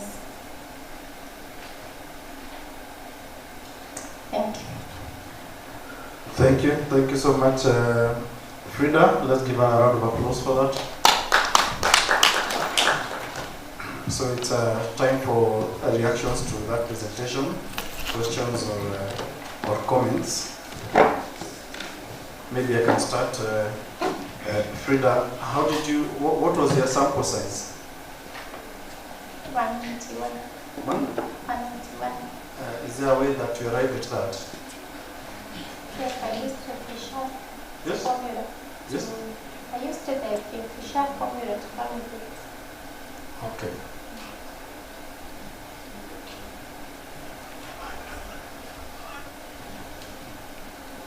Anyone else?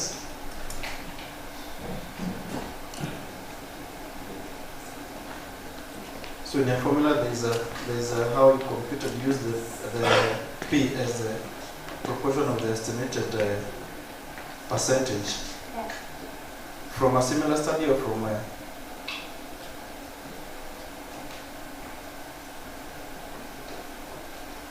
I used the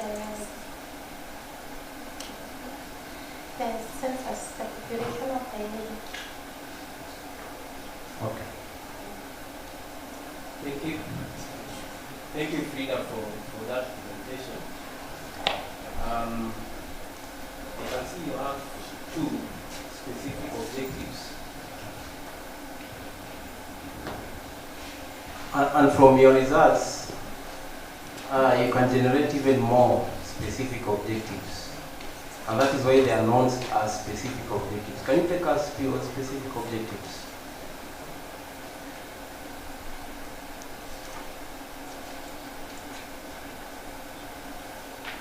Okay, so I'm not an authority in the area, but looking at the specific objectives, there was a way you could generate more based on your result, because I can see there was an aspect of frequency, of use of mass media. There was also an aspect of identifying the sources. I don't know if you have already done, because now, based on your results, I think you have already completed your work and you have gone through proposal. And I know maybe changing at this point, it's not that advisable, but I still feel you could have more specific objectives based on your results, because you have done a lot.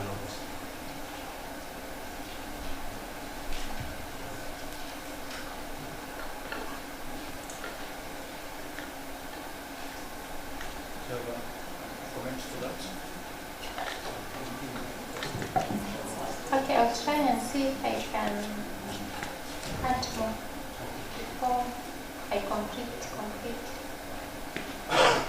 Okay, thank you. If there is no other concern, I think. Maybe, yes. maybe Frida can confirm. Frida, maybe you could confirm, because anyway, maybe these specific objectives are for the paper, not for the entire basis. Are they for the entire basis? No, The paper. Then I think that's okay. Because maybe you have picked as some specific objective to address for the paper, then that is around. But I think that Tari wanted to know if these are the specific objective for the entire thesis.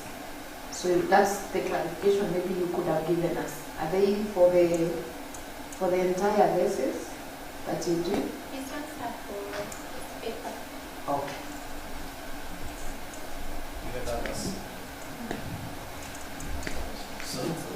Thank you for that presentation. You can give a round of applause as we welcome the next presenter. So our last presenter for this session is Mr. Come, please.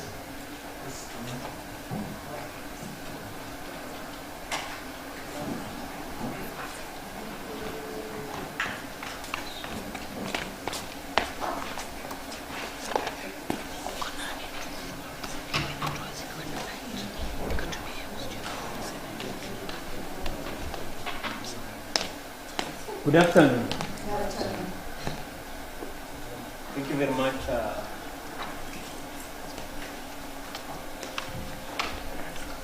Thank you very much. My name is Julius Come. I'm a master student in molecular biology, SPAS. So I'll just try to be very brief and my supervisor is Dr. Cindy Mugo, and I'm doing entered through an area or a topic concerned with the solution, characterization, and quantification of enteric bacteria from edible parts of Kada and Dulis. That's what we call Meru, that is sown in parts of Meru.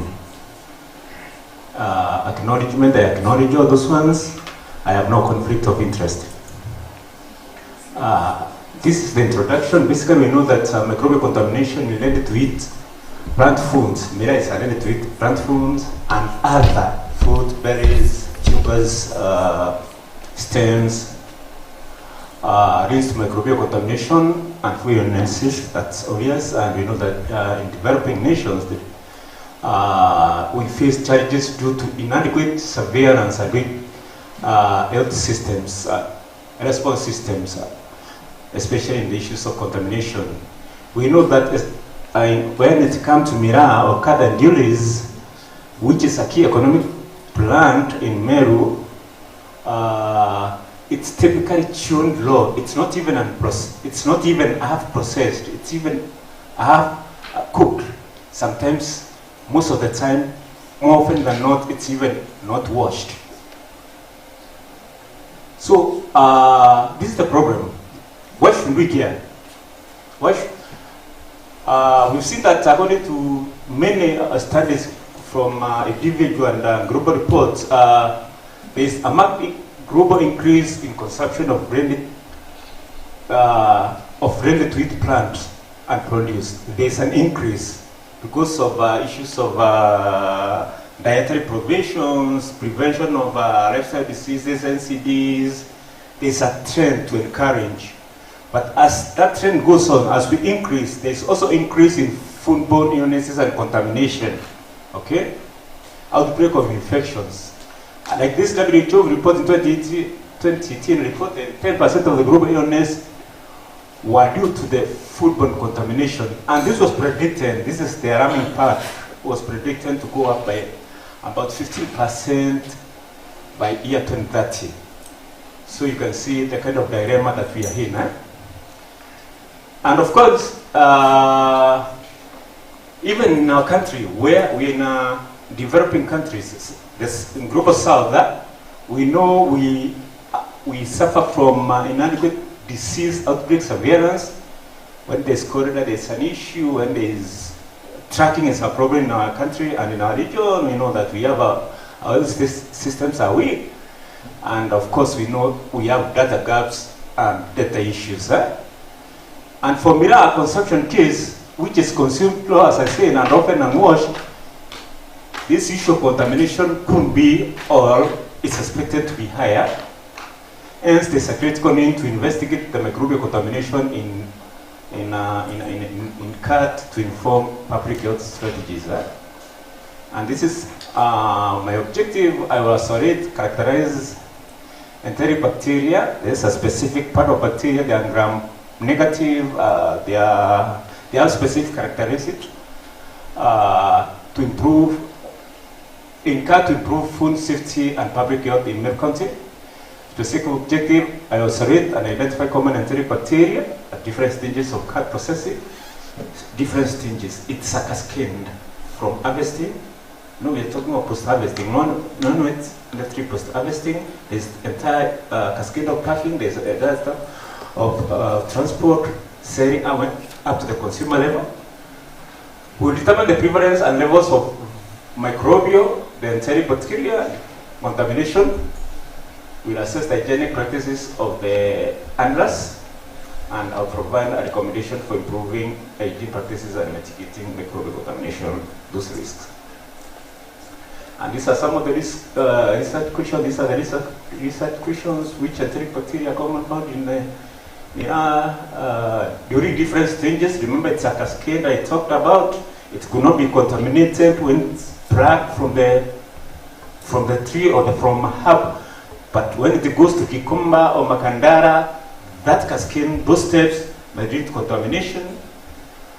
What are contamination levels of microbial pathogens?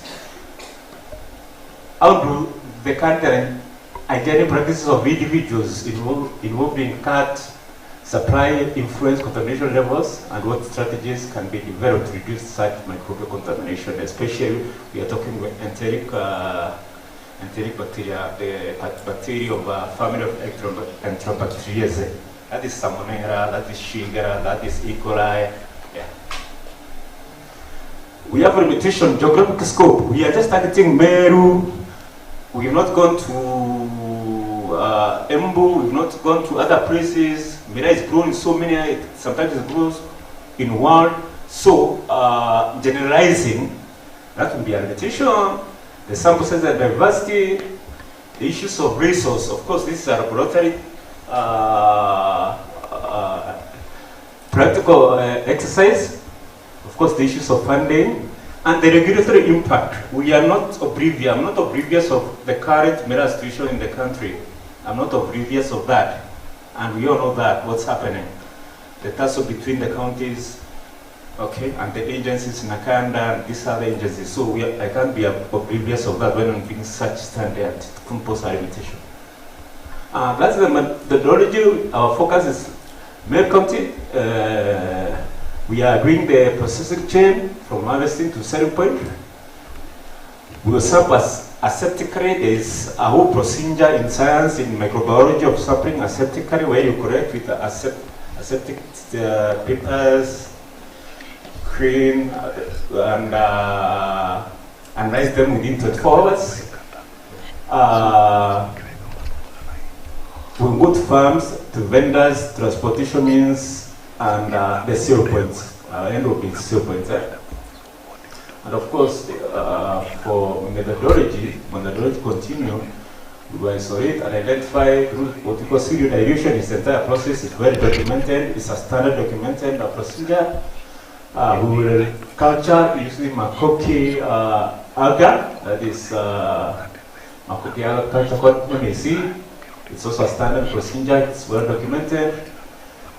The standard chart of identifying bacteria is also well documented. And of course, quantification will be through the process of colony forming unit, what we call CFU assessment. And of course, in analysis, we determine contaminations, source and levels, assess the impact of hygiene practices on contamination. And what will I be looking for? Prevalence variance of enteric bacteria. We will isolate gram-positive from gram-negative because I'm concentrating mostly on enteric bacteria which are gram-negative and they have specific characteristics. That is why we are using a selective growth media called macaque. And of course, we are looking for commonly identified enteric bacteria in these pathogenic, which are pathogenic. Mila has bacteria, everything has bacteria. We have bacteria, I have bacteria, we have many of bacteria, but what specific bacteria we are talking about? Pathogenic E. coli, Salmonella, you know Salmonella. You know about Shigra, very dangerous gram-negative bacteria. So those are some bacteria. You can't investigate, you can't analyze all bacteria, gram-positive, gram-negative, you can't really. So we have narrowed down this. This is our reference. Thank you very much and God bless you. Thank you, Kwame. Thank you, Kwame, for that proposal for your study. Time for comments and reactions.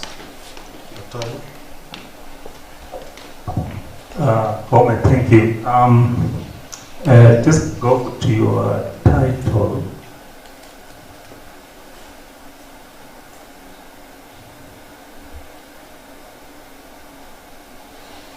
In your title, there are 1, 2, 3 things, and then go to your objectives.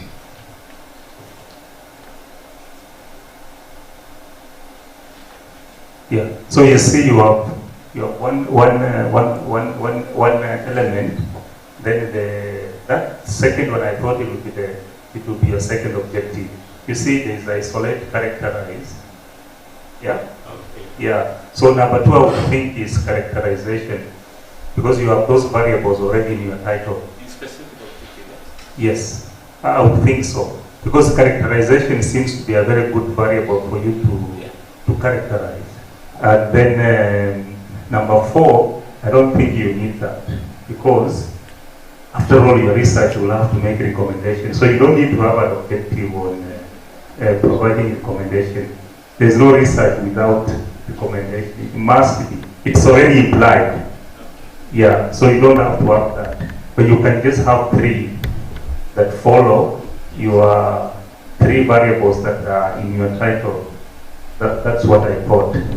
And then on your methodology,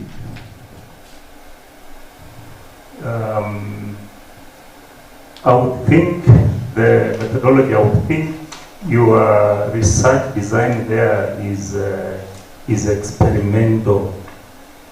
Is it? Because you are doing a lab. Yes, a lab. Yes. So it's basically experimentation. You are experimenting with things. And then I was wondering, is it possible for you to determine if these bacteria are common among these people who are chewing this thing? What are the associated diseases with these bacteria? I don't know whether it's within the scope of your work. the diseases. Yeah? No, it's not. It's beyond the scope. It's within, eh? That will be beyond the scope. It will be beyond, eh? Going to investigate. Yeah. Now go to your limitation. Go to your limitation of the study.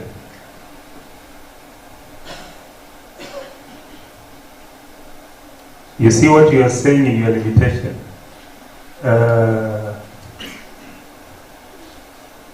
There's something you said what you are going to look for and what you are not going to look for. What you are saying, what you are looking for, it's what within your limit.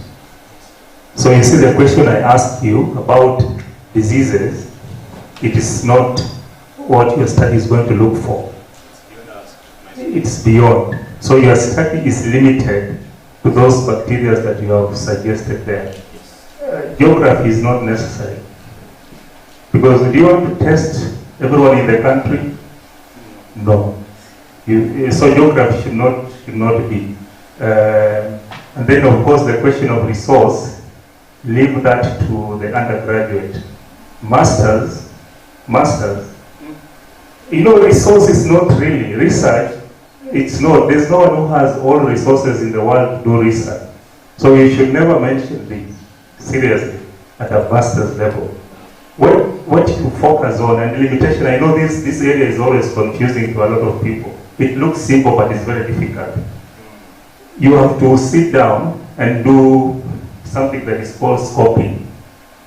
If I were to answer your question, how many ways should I answer that question? Okay? That helps you to know the limitation of the questions you are going to answer. No one has the resources. No one can cover the entire country. So those cannot be. It is the question your work is not going to deal with. Yeah. And you said that in that slide, what you are looking for. So those can actually be echoed here. Yeah. Because this simply weakens your work. You are trying, this section is supposed to preempt questions that people will ask you. If people are to poke holes in your work, this section is supposed to protect you.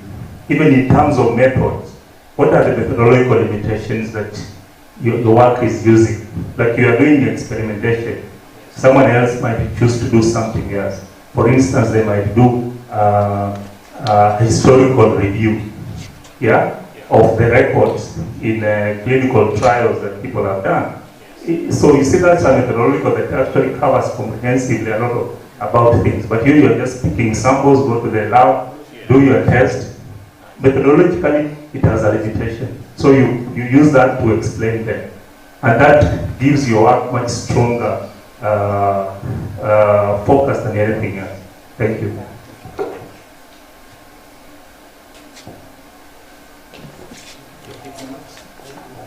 I was just wondering if any result.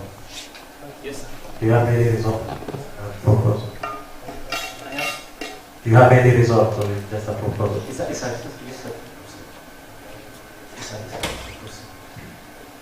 But you can add something because I have learned so much from Professor. Please add something to be good.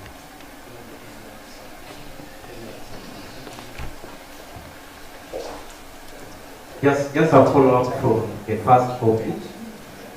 Being an experimental research, you don't need to emphasize so much on the location.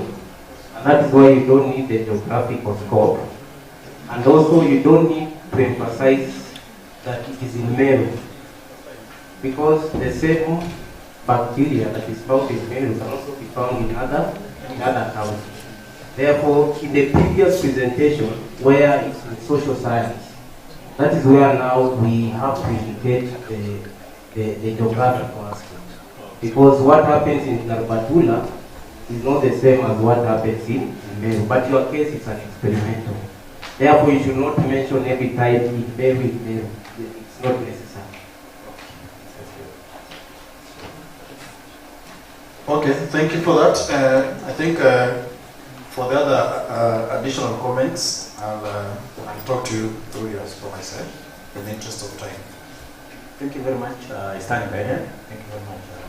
much obliged. Okay, thank you so much. I think from there then we move on to the next session. I invite Dr. Meru Modulo as the next chair with the able rapporteur, Dr. Dorothy Bunde, to take over.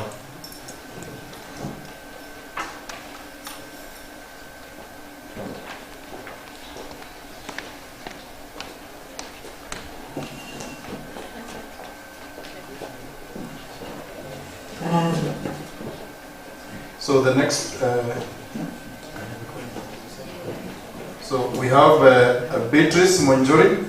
Are you in it? Are you in? Beatrice? So Chair Beatrice is not in. Then we have Shadrach Ngetich. Okay, Shadrach, yeah, please be setting up. Nahasham Kiari. Okay, you're there. Thank you. Please prepare your slides so that we'll just present after Shadrach. Then Peter Buduri. Okay, thank you.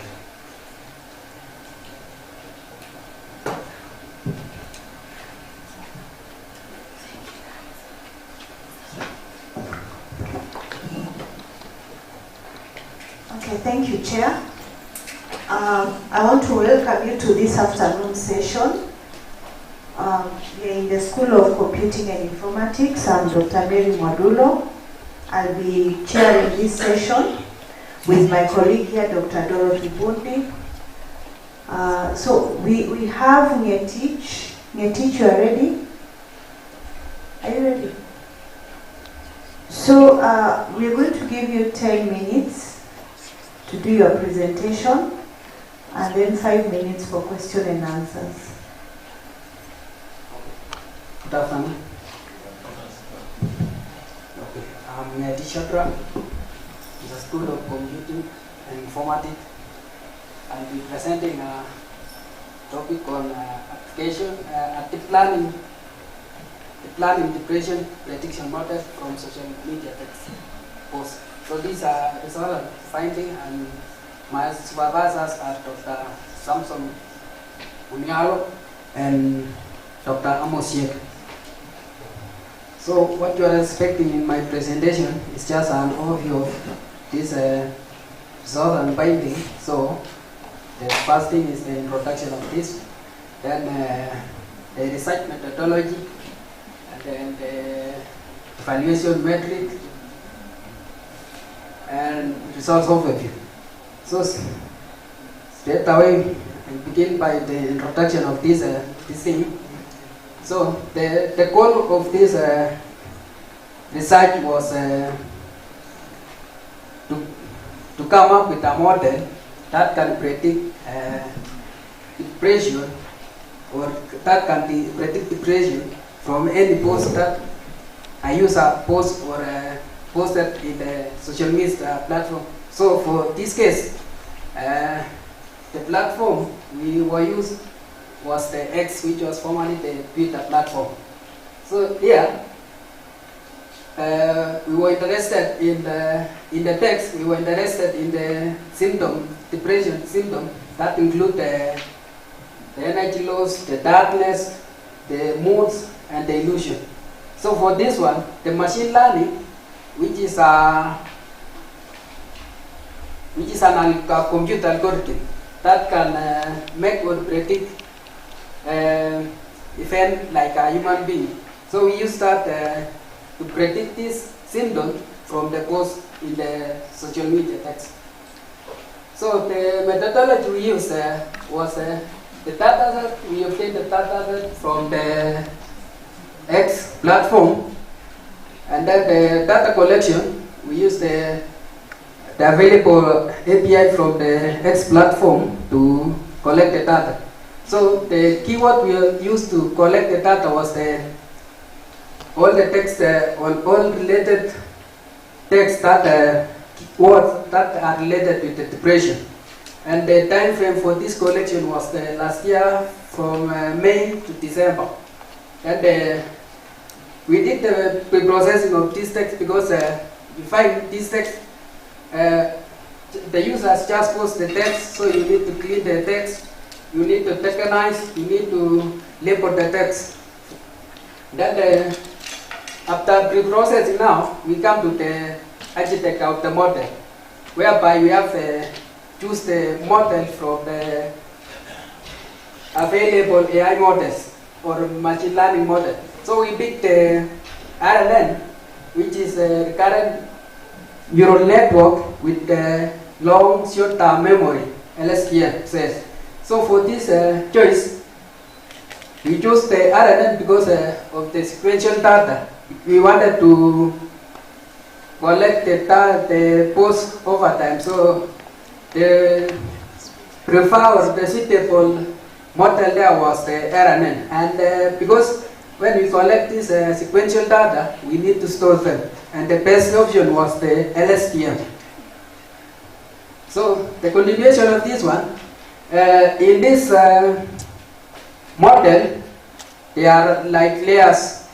So we use 5 layers in order to achieve our goal. So the first layer was the embedding layer. And this one is just a top layer which it converts the word to vectors. Because like in the machine, the model will only understand the binary data of the post. So the second layers was the 2 layers of the LSTM layer. And these 2 layers was to capture the complex pattern. Like in this model, you see a user who may be experiencing the depression symptom can be posting even more than 100 posts in a day. So, which is making complex for a human being to identify if the person is undergoing depression or not. So, the model now will be able to detect or capture the complex pattern of those posts. Then the second, those was the 2 layers of the LSTM layer. Then the fourth layer is the dense layer. So this one is interpret now the capture when the LSTM layers capture now the data or the complex pattern. The dense layer interpret now those patterns into binary function or binary data function. And then the last layer is the output layer. So this one is just fine-tuning the interpreted data to get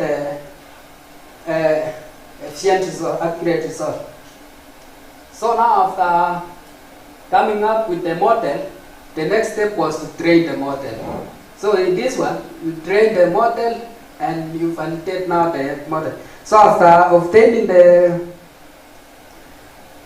data from the Twitter and pre-processing, coming up with the model, we separate the data for validation and training. And this only for the in this one, the model you need to so that the model can capture or can interpret, you need to train the model repeatedly. So this one is just called epoch. So we use, in this case, we use the epoch which is 10, and then there is byte size, and then the learning rate. So we also activate the loss function and use the atom to optimize the model for efficient training. And after now training the model, we now evaluate the model performance. So here we use this evaluation metric to evaluate the model. So the first one is the precision. So here is the ratio of true positive prediction to the ratio to the total number of positive prediction. So when the model, when you input the post to the model, it can predict either to contain the symptom or it doesn't contain. So if it is contained, it is true positive, and if it does not contain, it is true negative. So and then there is a recall. So the recall is the true positive predicted to the total number of actual positive. Then the other metric we use the F1 score, which is the harmonic means of precision and recall, and providing the balance between two. And those are the formulas we use to get those results. Then we also use the area under the receiver operating carousel curve. Can you teach? You can move to the next slide. So that's the UOC, ROC.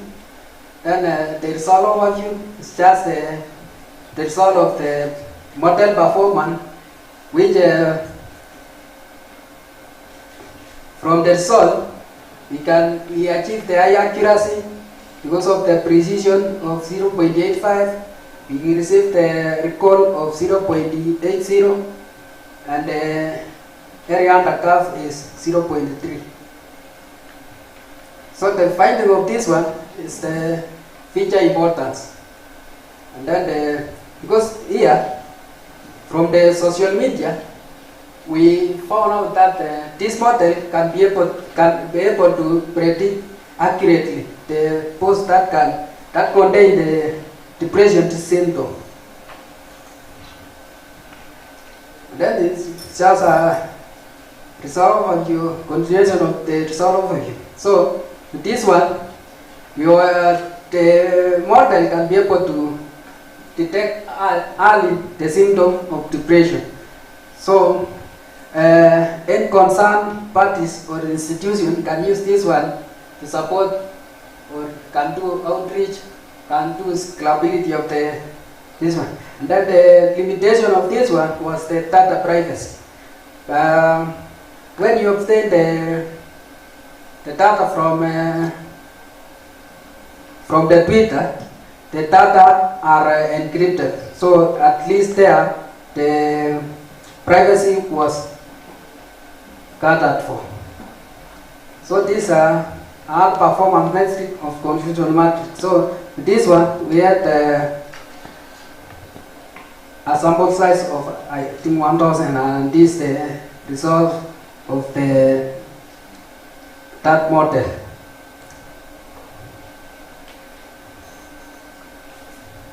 So the conclusion of this one is that the high performance of the RNN LSTM, then there is robust discrimination. So meaning the model was able to discriminate post contain the symptom of depression or does not contain the symptom of depression. So and that is the reference, some reference of my research. I think that's the maybe. Thank you. Thank you, Ngetich, for that presentation. You can give him a clap. So questions for Ngetich? Any question for Ngetich? Okay, probably I have one question. How do we ascertain that your model is better than the existing models? What evidence do you have? Okay. From the literature review, we were able to do the review of the past model that uses this social media force to predict depression. And majorly it was, we were comparing with the traditional models.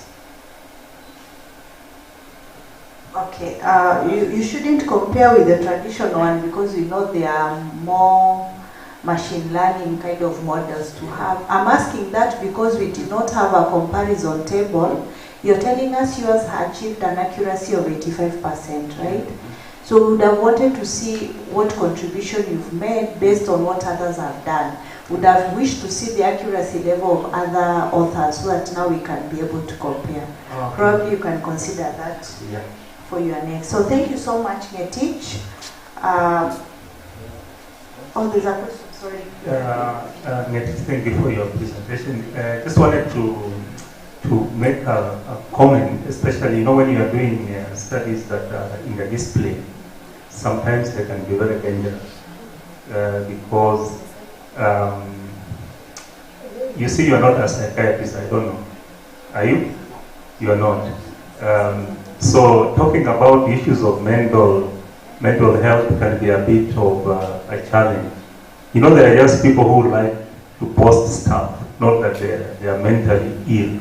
So you have to be very careful that you are not making statements that can easily irritate the psychiatrist in the room and say, what is this guy saying? You mean I'm just posting, I'm not mentally ill, but you're suggesting that some prediction that people who are mentally depressed would have these comparisons. So you have to be very careful because you are trading in a field that you might not have a lot of knowledge, but you have a lot of command in where you stand. So it's always good to make a comment, say, you don't have much to say about this, but from where you stand as a computer scientist, these are the things that we are seeing, and with some qualifications, so that you help people to be sure that the person standing in front of us is not a psychiatrist, is a computer scientist, and this is what he's saying. And because you're providing a solution to people who might be beyond the space of psychiatry, people who are just ordinary people who want to look at your model and use it for reasons.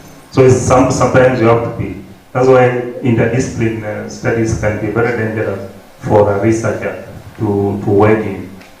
Yeah, thank you.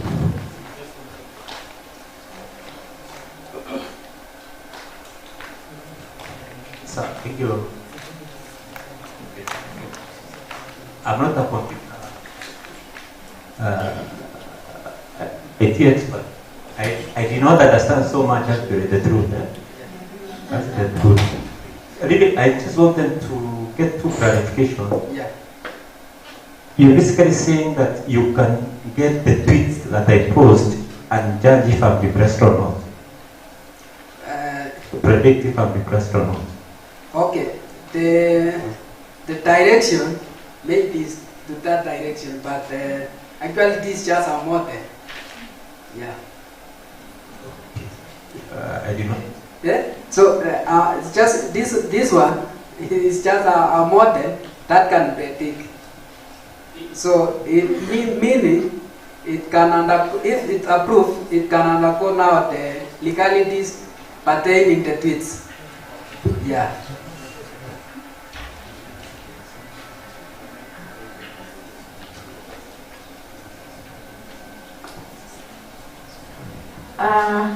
Ngetich, I have a question.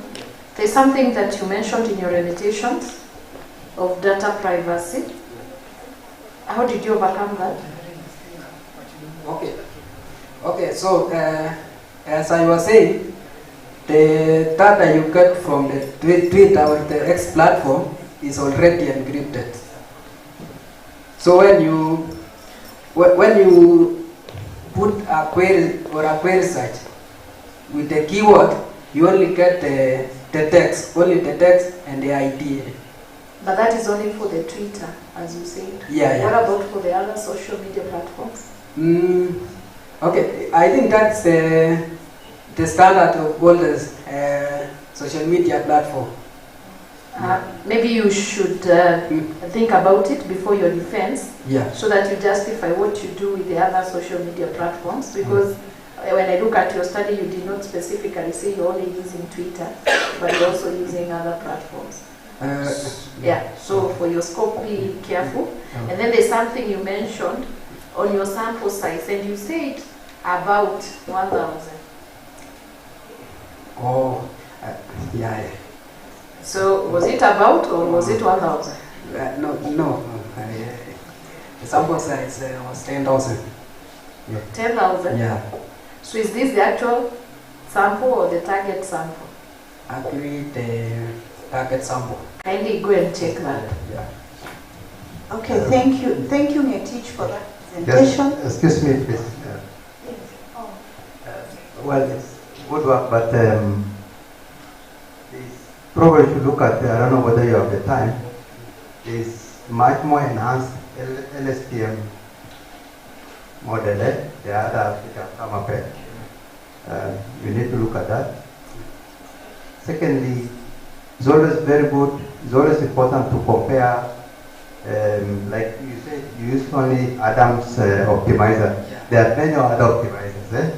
You need to, to look at all of them, and then from that you can always, the level of, rather the percentage of accuracy can always be enhanced. Okay. So what is also lacking here is the division of the data set into the validation one, and the testing one, evaluation, and so forth. Yeah. So since you have just gone very far, and it's difficult to sometimes go back and reduce some of these things, but in future, there's also new development which deals with the texture fault transformers. Probably look at it. The other thing which I want to suggest, not to you, is that the presenters should put their laptop here and then face us. So as you change, we see it. Because we are looking at your back now.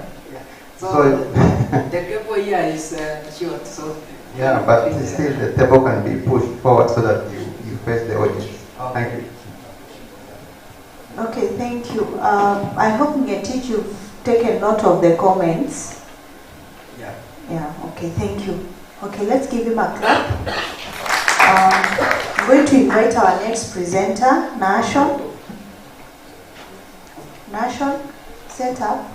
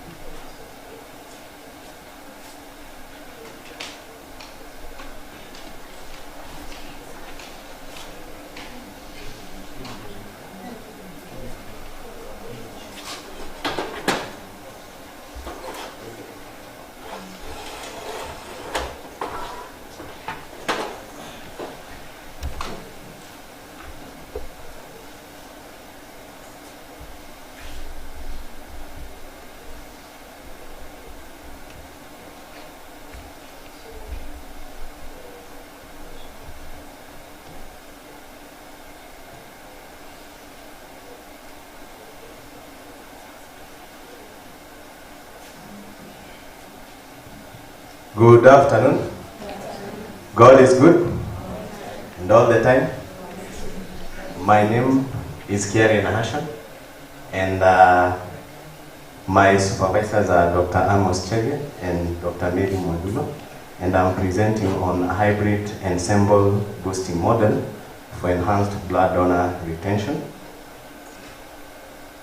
The demand for blood continues to increase as the population increases and advancement in medical procedures, and this necessitates more blood.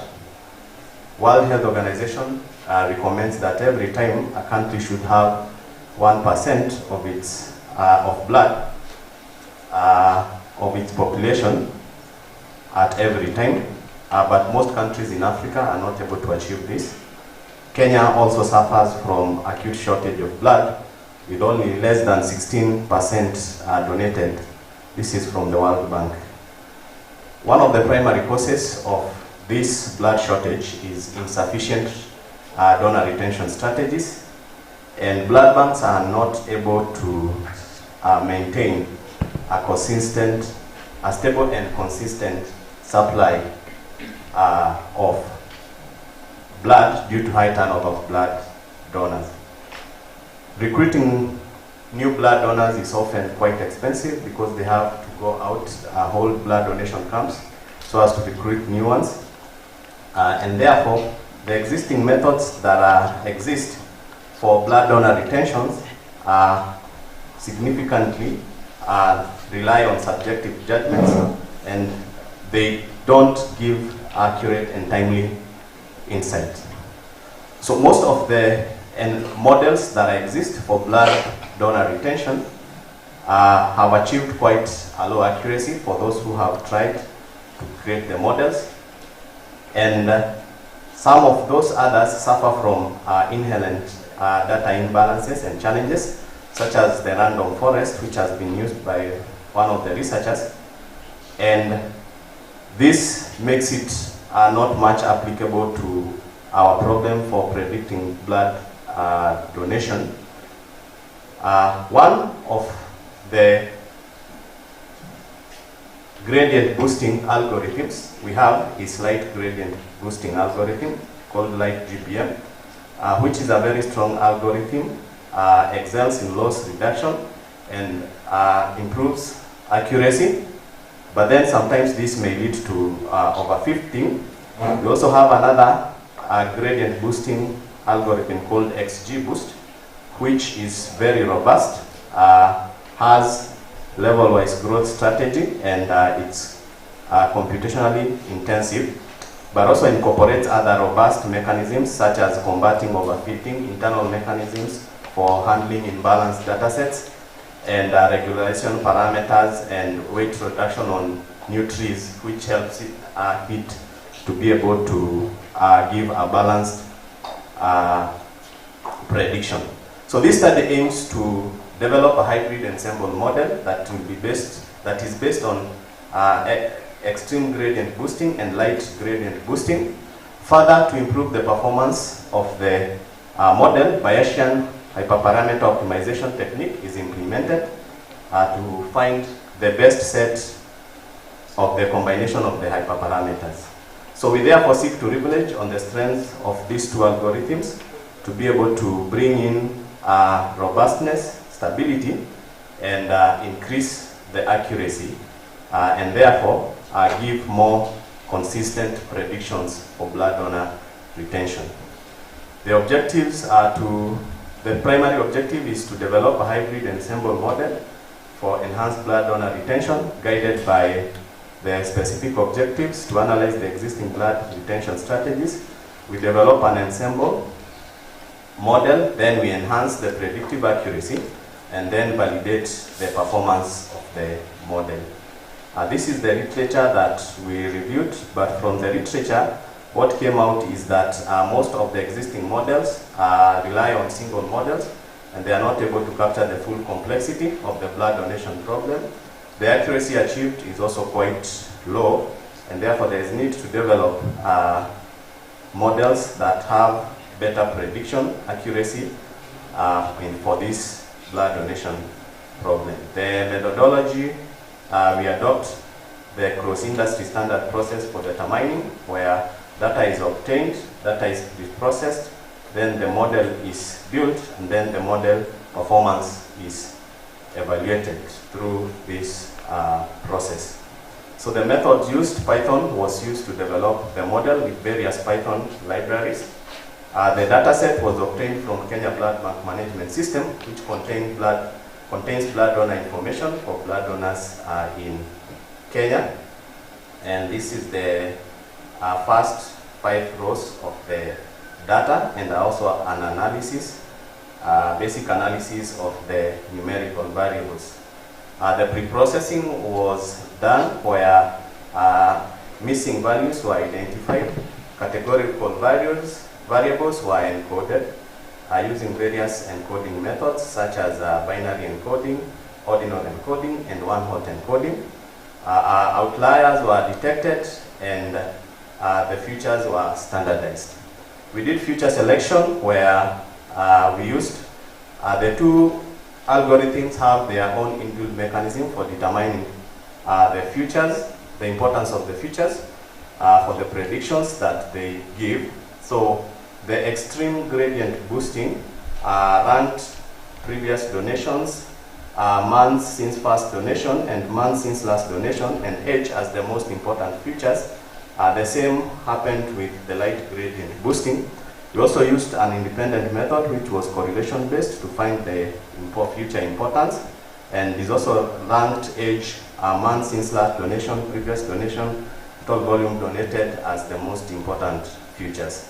Therefore, these futures proceeded. We selected these futures to be used for modeling. Development of the ensemble model took these steps. Data was split. Then we trained the extreme gradient boosting and light GBM based on default parameters. Then they were evaluated. Then the model evaluation was done, and then we implemented the hyperparameter optimization using Bayesian optimization to further improve the predictive performance of the model. And lastly, the models were combined through weighted voting to give a hybrid model, which was the performance was evaluated comparing it with the base learners. So these are confusion matrices for the model before optimization. It was able to achieve quite a good performance of 0.98 for the ensemble, 0.986. And then after that, we sought to optimize more, because here we're talking about blood donor retention. Even a small increment in accuracy is very, very significant for this problem. So these are the performance optimization history, where various trials were conducted to find out the best set of combination that maximizes the performance of the algorithms. So for the light gradient boosting, the trial number 39 is the one that achieved the minimum log loss of 0.339 as compared to XGBoost, which trial number 110, as marked in red, was able to achieve a minimum log loss. So these are the best set of hyperparameters that we got that maximized the minimum log loss. The reason why we used log loss in this to minimize log loss is because sometimes in balanced data sets, accuracy may be misleading, so we sought to use different metrics for hyperparameter tuning. And then the optimized ensemble was able to achieve the XGBoost that was Bayesian optimized, was able to achieve an accuracy of 0.993 from 0.985. Light GBM was able to achieve 0.992 from 0.985. So there was a slight improvement, which looks small but quite very significant for this problem for blood donor retention. So the light GBM XGBoost hybrid model achieved an average of 0.992 accuracy. So those are the confusion matrices for the three models. These are the other performance metrics for the model. The model was able to perform well, the hybrid model, on other metrics such as the F1 score and also the ROC and AUC and precision and recall. The learning curve also showed that the model is able to improve with the training data, as shown there. As the more data comes in, the model is able to improve. And also in terms of contribution of the base models to the hybrid model, the models contributed almost an equal performance, with the XGBoost being high with 0.05 as compared to the light GBM. Comparing this with the existing studies, other existing studies, as shown there, have used various other methods, which the accuracy is quite low. But right now, time is up.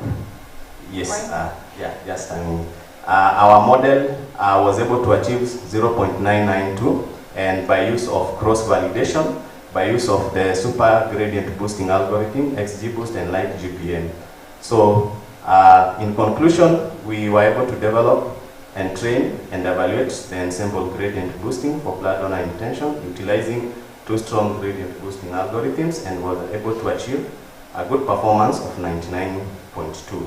So this model was able to leverage on the strength of the two models to be able to produce an accurate and robust model. So we recommend that this model be integrated with blood bank systems to be able to predict donors who are likely to return to donate blood, and also can be used to identify donors who are at risk, and then therefore put up strategies to make that they don't lapse from donating blood. And also in terms of emergencies, can be used to identify donors who are most likely to respond to an emergency. Thank you very much. Thank you, Nashon. You can give him a clap. So we are picking questions. Any questions for the presenter?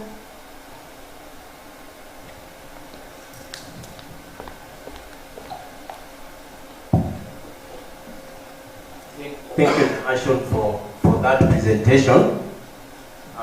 There's a great improvement since the last forum where you presented your work, especially when it comes to the development of the model, which is the main objective. So that is a great improvement. However, you have not improved on the background statement. You still give more airtime to the problem domain, that is blood donation.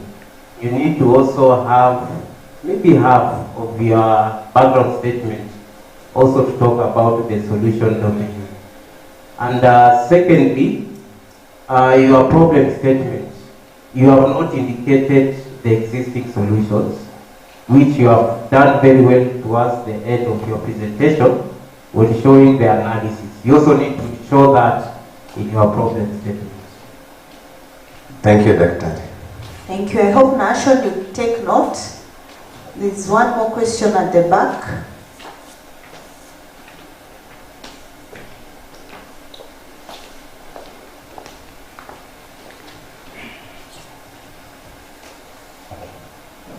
Thank you for the wonderful presentation. I just had a question on you said you got the information on blood from is it a blood type or blood bank or something? Did you have something for that information? Yes, yes. You okay? Okay. Kindly go to the where the tools are. Excuse? The tools used.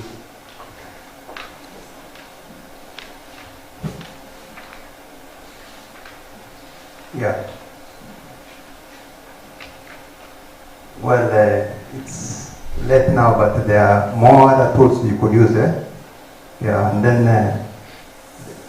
it's always recommended to have at least 3 or 4 sample models which can be matched up so that it can give a good result. But good work. Thank you. Thank you. Any more questions? Thank you, Nahashon. Mine is on the part where we have the model. Before the model, it's always good to show maybe an architectural or a diagram layout of your model. I know you gave us the method and the layout of the method, but I think you forgot also, and like for us to be able to understand, or something who is not you is able to understand, this is how the model is going to be working. Maybe a stepwise, but shown in the diagrammatic format or a layout. So consider that for easy understanding of your model. Thank you very much, Dr. Thank you. I hope you take note of those comments to improve on your work. Thank you. We can give him a clap. So as we have our next presenter, we are privileged to have our Vice Chancellor with us. I'm going to... Okay, we can go on. Let's have the next presenter. The next presenter is Peter Mudhuri. Peter, come do a setup. So try and summarize your work. Take the least time possible.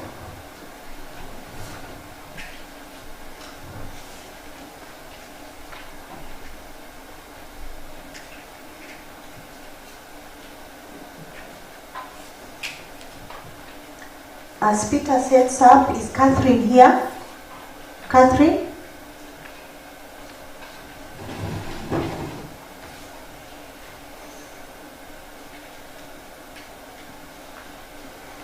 Irene Degwa. Is Irene Degwa here?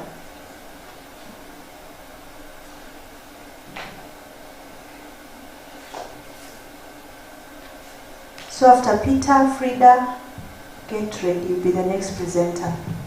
So go on, Peter. Good afternoon. My name is Peter Mudhuri, computer science student supervised by Professor Mutua and Dr. Meru Mwadulo. I'm presenting a review paper that is a systemic review of crop diseases, detection and recommender models, techniques, applications, and future directions. In modern agriculture, the timely detection and management of crop diseases are crucial for ensuring food security and minimizing economic losses. This systemic review delves into the current landscape of crop disease detection systems and recommender models, highlighting the techniques, applications, and potential future directions in the field. Crop diseases not only lead to food insecurity, but also bring about economic instability to farmers. It was noted by Newton and others that crop diseases reduce crop production by 20 to 40%. Early detection of crop diseases is also very crucial, as it allows timely intervention by farmers. It was also noted by Savelle and others that early detection could reduce crop losses by 10 to 15%. Timely recommendation is also key, as it allows farmers to offer actionable insights and measures to diseases. The objectives of this review are: 1, to provide a comprehensive analysis of the various machine learning techniques employed in the detection of crop diseases. Number 2, explore different types of recommender models used in crop disease management. Number 3, investigate the integration of crop disease detection techniques with recommender systems. And number 4, highlight emerging trends and future directions in the field, suggesting areas for further research and development that could enhance the effectiveness and adoption of these systems in agriculture. So the methodology, there was the selection criteria, which studies were selected for this criteria. The criteria used was, we looked at the relevance, publication dates, that is the studies were not older than 5 years. Language, only those published in English were considered. Then type of study, empirical research, and review papers were considered. Reputable databases and search engines, which included Google Scholar, IEEE, Web of Science, Science Direct, among others. Then inclusion criteria, studies focusing on development, implementation, or evaluation of crop diseases, detection techniques, studies discussing recommender models, peer-reviewed articles, and conference papers. Exclusion criteria, studies that did not focus on computing and agriculture, articles without methodological detail, and non-peer-reviewed sources were also excluded. The data extraction process looked at the following areas of key interest were the objectives of those reviews, methods used, techniques, methodologies applied, key findings and limitations and challenges. After extraction, synthesis of that data was done to identify common themes, effectiveness of different techniques, gaps, and future research opportunities.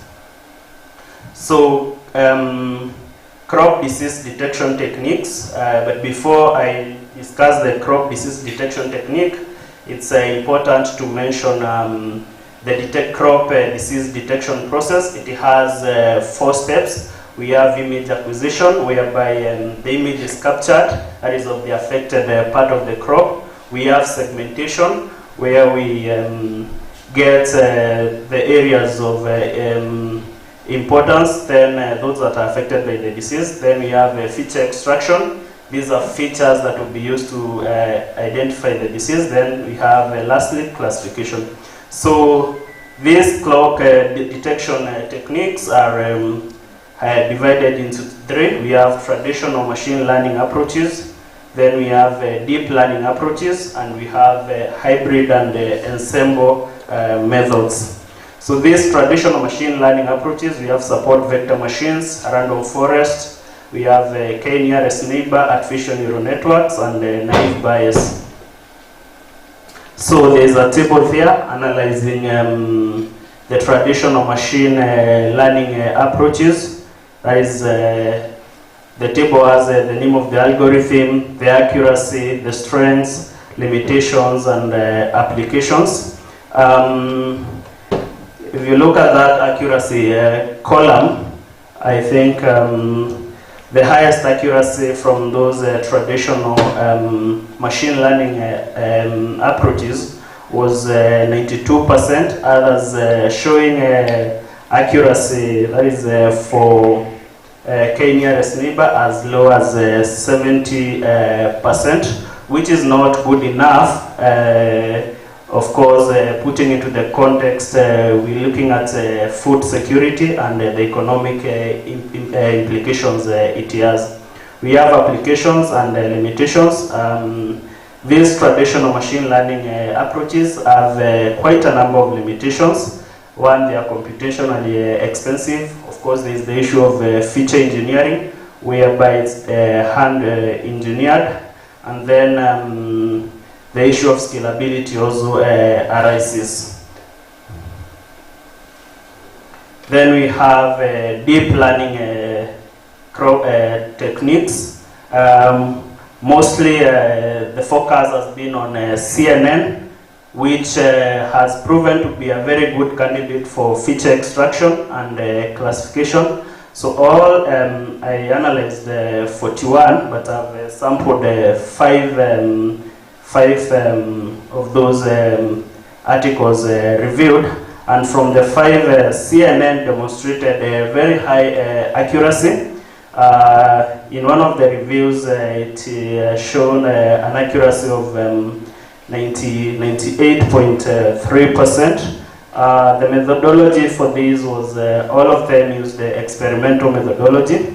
However, there were gaps whereby for these models with very high accuracy, it was just an homogeneous approach.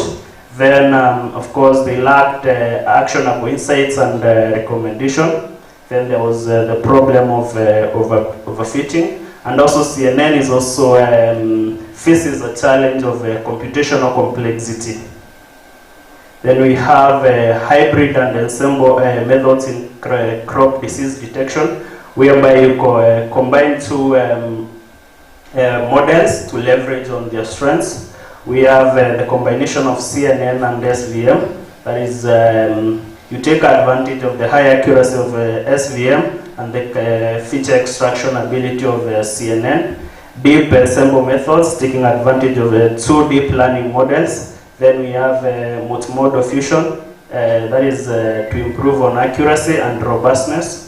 And then we have transfer learning ensembles, whereby you leverage on pre-trained models. Then we have fuzzy logic and neural networks, basically to handle uncertainty. Then we have crop disease techniques for recommender models. These ones were between 2020 and 2023. Most of them used deep learning as the technique, as the underlying structure. However, these recommender models had the following gaps. They lacked contextual understanding of the environment. There was lack of feedback. There was also, they also relied on static knowledge, and they most of the times provided generic recommendations for diseases. So findings from that review, there has been a departure from a traditional machine learning approach for crop disease detection, simply because of their weaknesses, that is computational complexity, data dependency, feature engineering, interpretability, and overfitting. Convolutional neural networks has shown very high performance. However, most of those models developed using CNN have high computational requirements. They also face the challenges of overfitting, and they lack an explanation ability and feedback to farmers. Hybrid models have shown improved accuracy and improved interpretability and of course balanced performance. Recommender model on the other side mostly have been done using existing deep learning models and have the following challenges: reliance on static knowledge, lack of interactive feedback, and then there is limited context to understanding, and also inability to incorporate real-world feedback.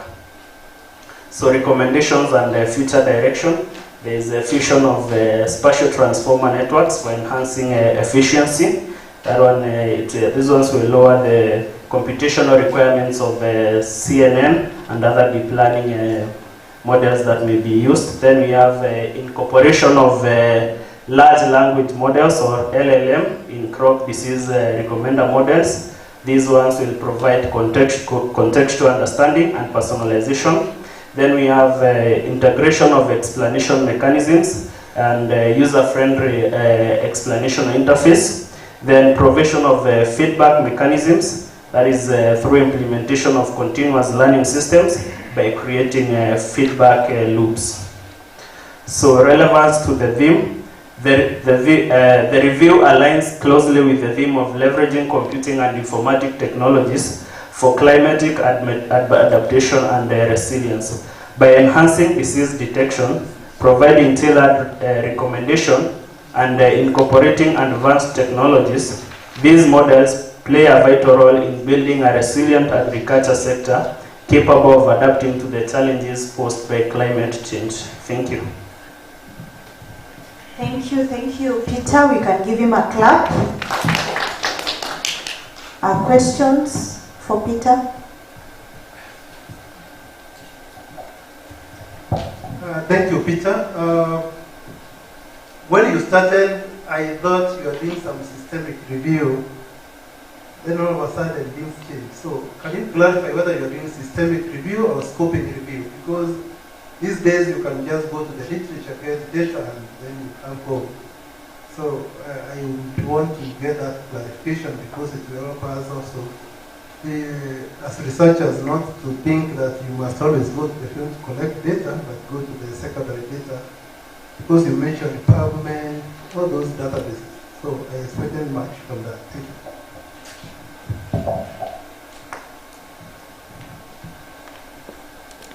Thank you.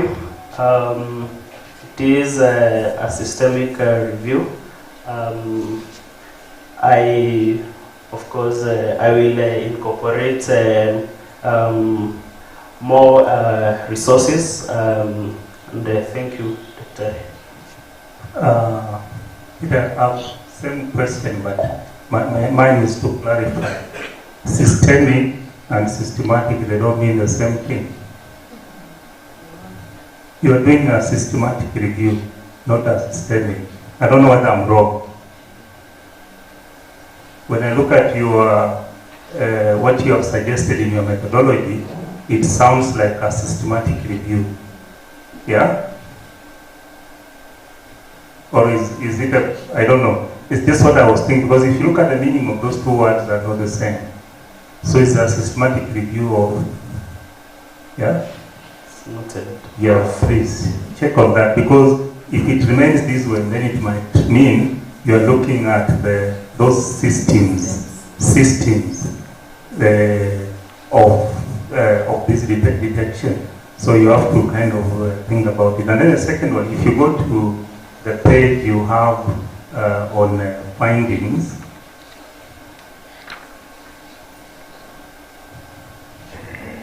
are these findings or are they results of the review?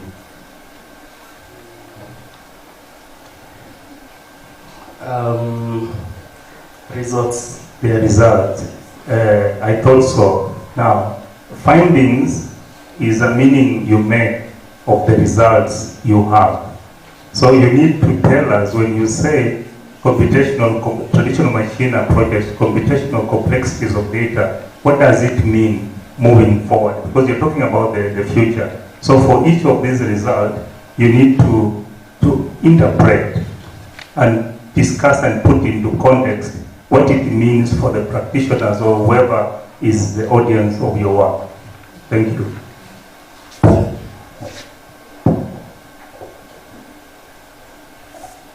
Thank you for that presentation.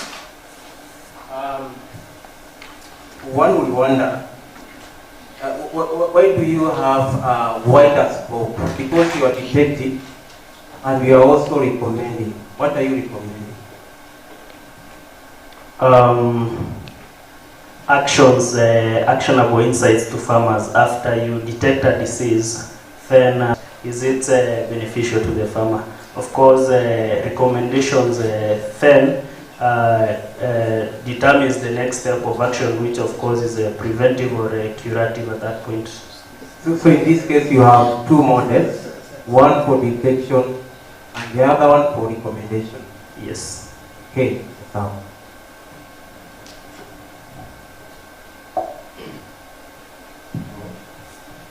So we pick the last question as Frida prepares.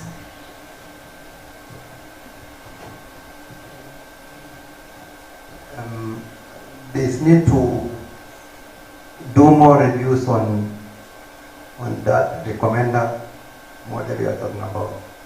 You focus very much on some other aspect of the algorithms and so forth, but the recommender part, as you say, has not come out properly in this review, but it's quite a good one. Yeah, a lot of them are going to keep going. Thank you. Thank you, Peter, for that presentation. That was good. And my suggestion would be, instead of calling it a recommender model, you could think of a tool, because that is what you want farmers to use, so that it does not appear like you are doing two models in one, right? So it could be a tool that you'd want farmers to use just to be able to detect the crop diseases. Otherwise, thank you so much. We can give him a clap as he sits down and as we welcome Frida.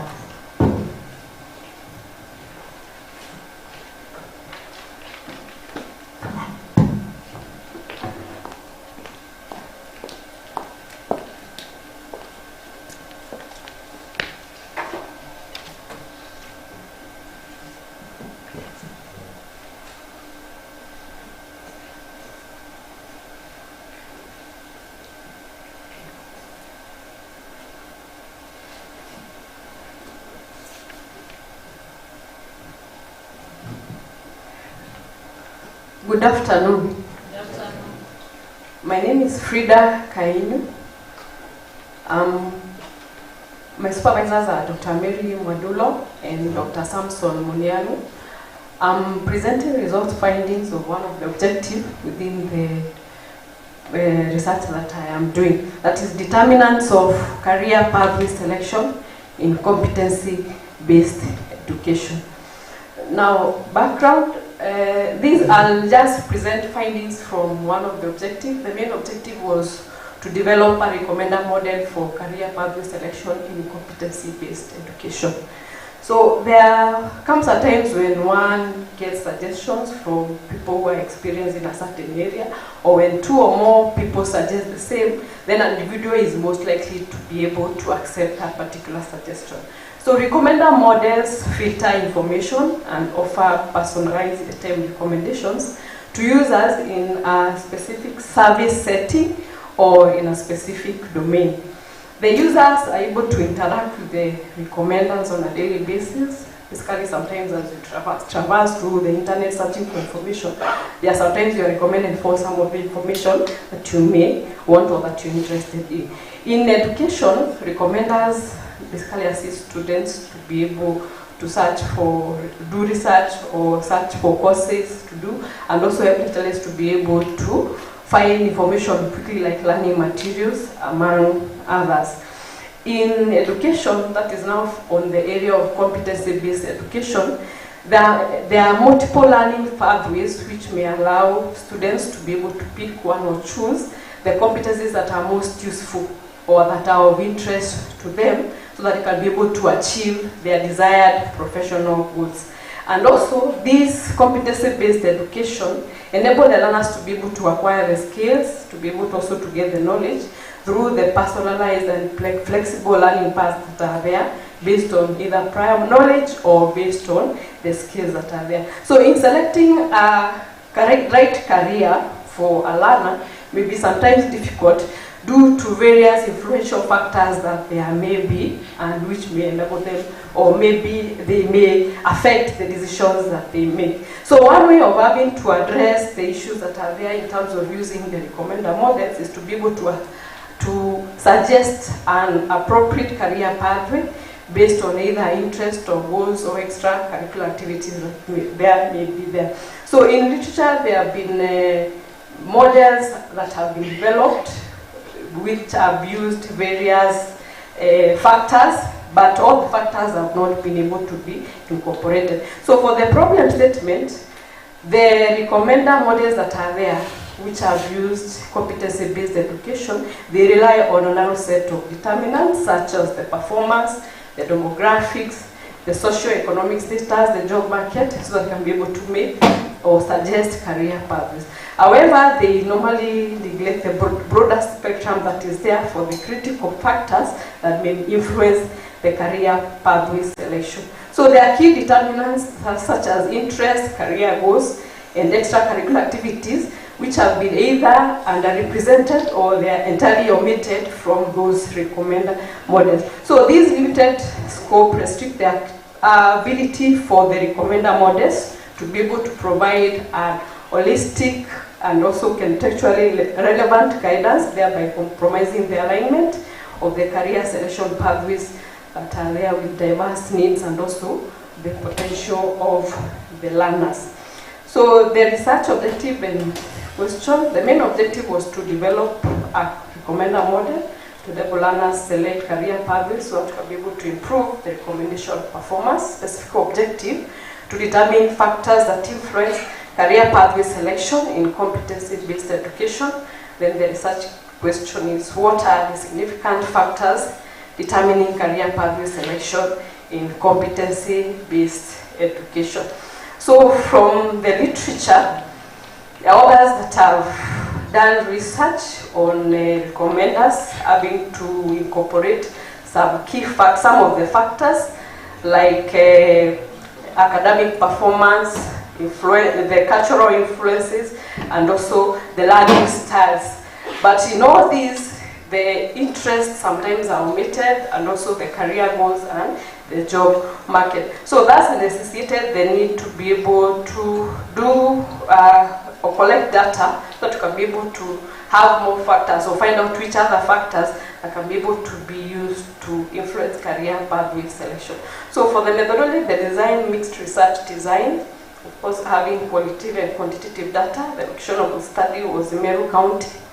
Population were the junior secondary schools in Meru County, which are 839. This data that has been reported from the County Director of Education in Meru County. Sampling was both probability and probability sampling techniques. The sample size, 18%, which is within the 10 to 30% range. That is 151 junior secondary schools of 839.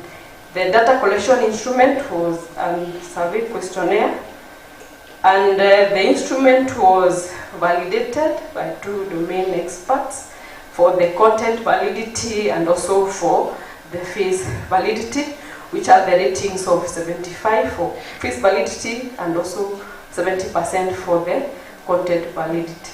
So a parallel study was carried out, which incorporated 100 junior secondary school teachers who are teaching grade 7 and grade 8 learners in Igembe North Sub-County of Meru County. A reliability test was done in SPSS to measure the Cronbach alpha intertechno consistency of the instrument, which was found to be 0.834. So the questionnaire was distributed, oral questionnaire, to 1561 teachers that are teaching grade 7 and grade 8 in 151 junior secondary schools in the Igoji, Bori West, Menti North, Tigania West, and Meru Central sub-counties in Meru County. The response rate was 92.5% of the 1561 questionnaire. Then analysis was done in SPSS. So the key factors which were found to be influencing career pathway selection were the interest. This is basically in terms of a person or a learner having some interest in a certain area, so the interest played a key role in influencing the career pathway, also the career goals that particular learner may have. Then also the job market, what is the industry out there. Then extracurricular activities, which basically these learners are normally involved in while in school, also they affect the career pathway selection.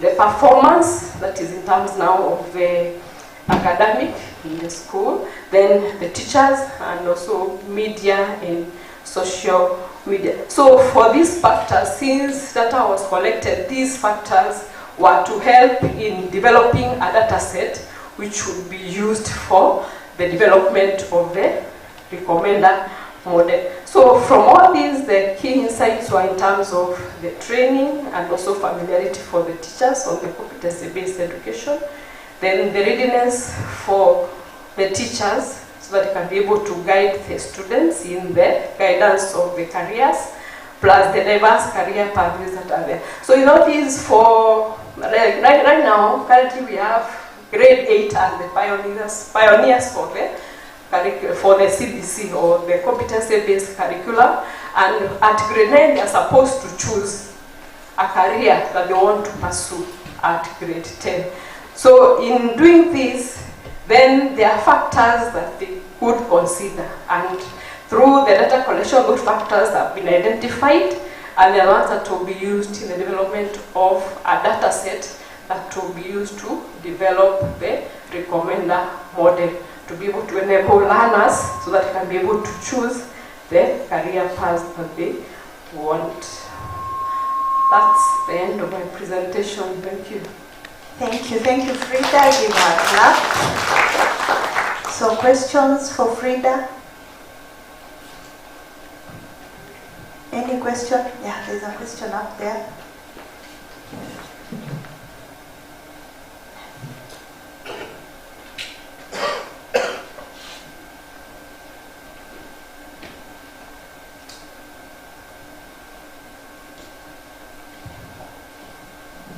Okay, mine is a question on sampling methodology. I see you said probability and unprobability sampling.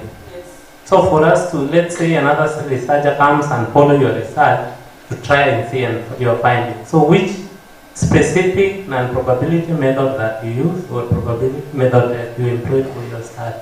Yes. Now, I have used stratified sampling. I've used that for the sub-counties that are in Meru County to be able to get the schools that are going to use in those particular sub-counties. Why don't you just say it? Why do you say probability sampling? That is noted. I'll specifically now include the specific sampling method that I've used. Thank you.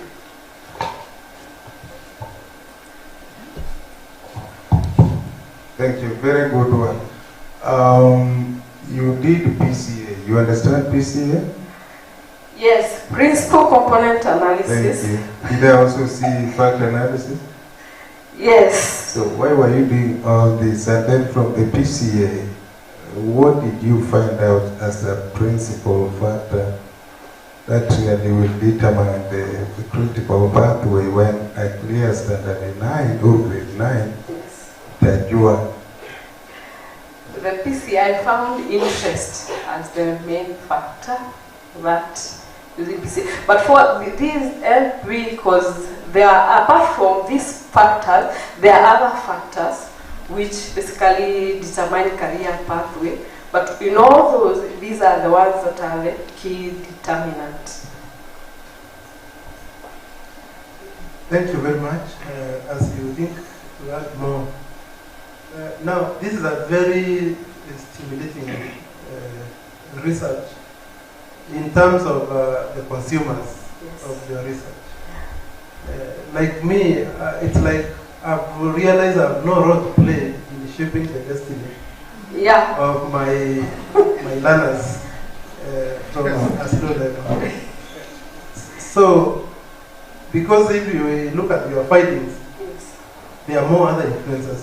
So, how do you expect to fill this gap? Number two, can we really see the outcomes, the exit outcomes, using this model of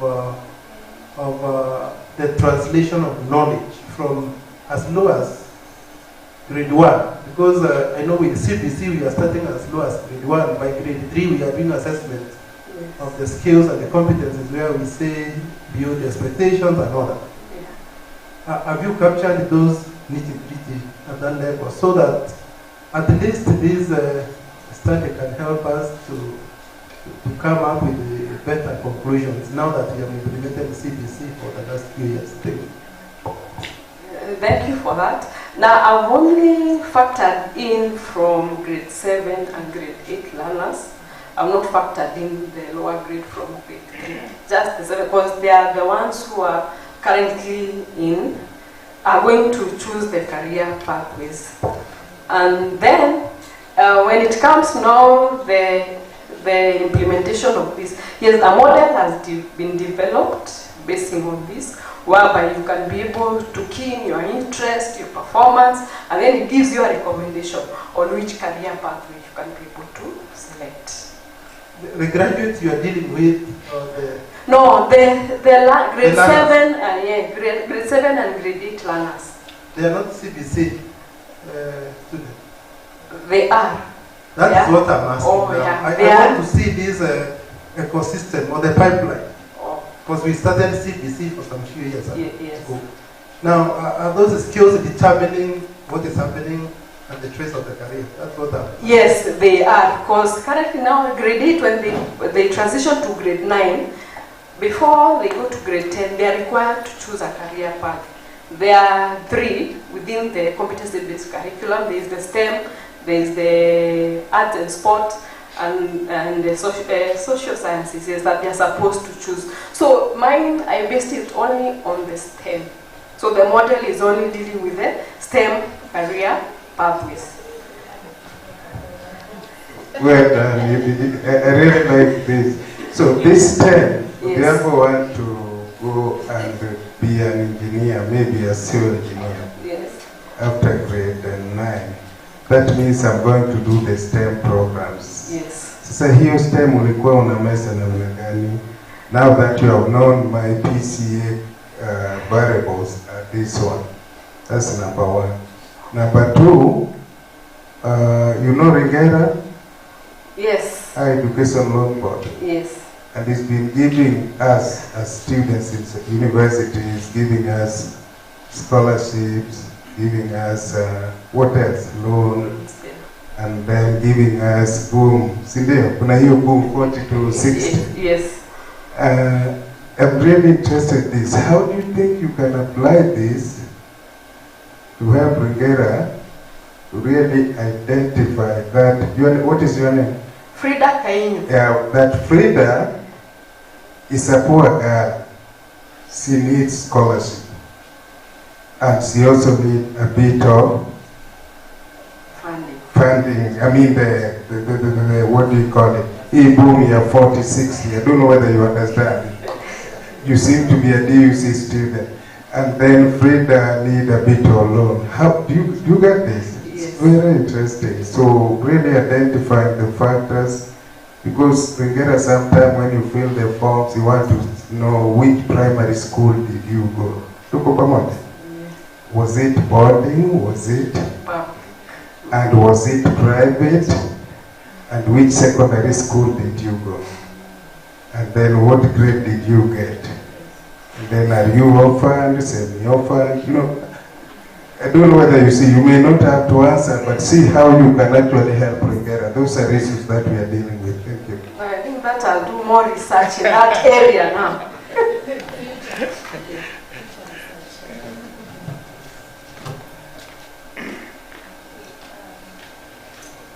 I think we are okay. Thank you, Frida. We can give her a clap. Take note of what has been said.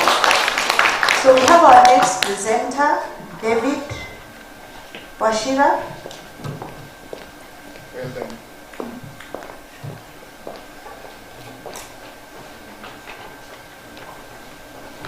So as David prepares, Daniel, is Daniel here? Yeah, you go next.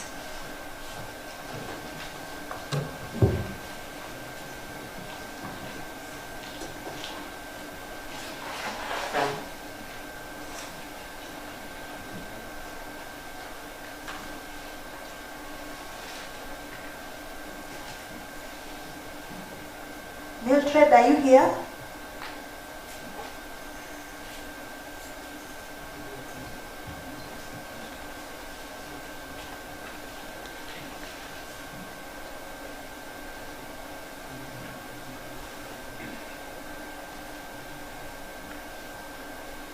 Go ahead. Thank you, Daktari. All protocols observed. Good afternoon. Good afternoon. Thank you for this privilege to present. Sorry?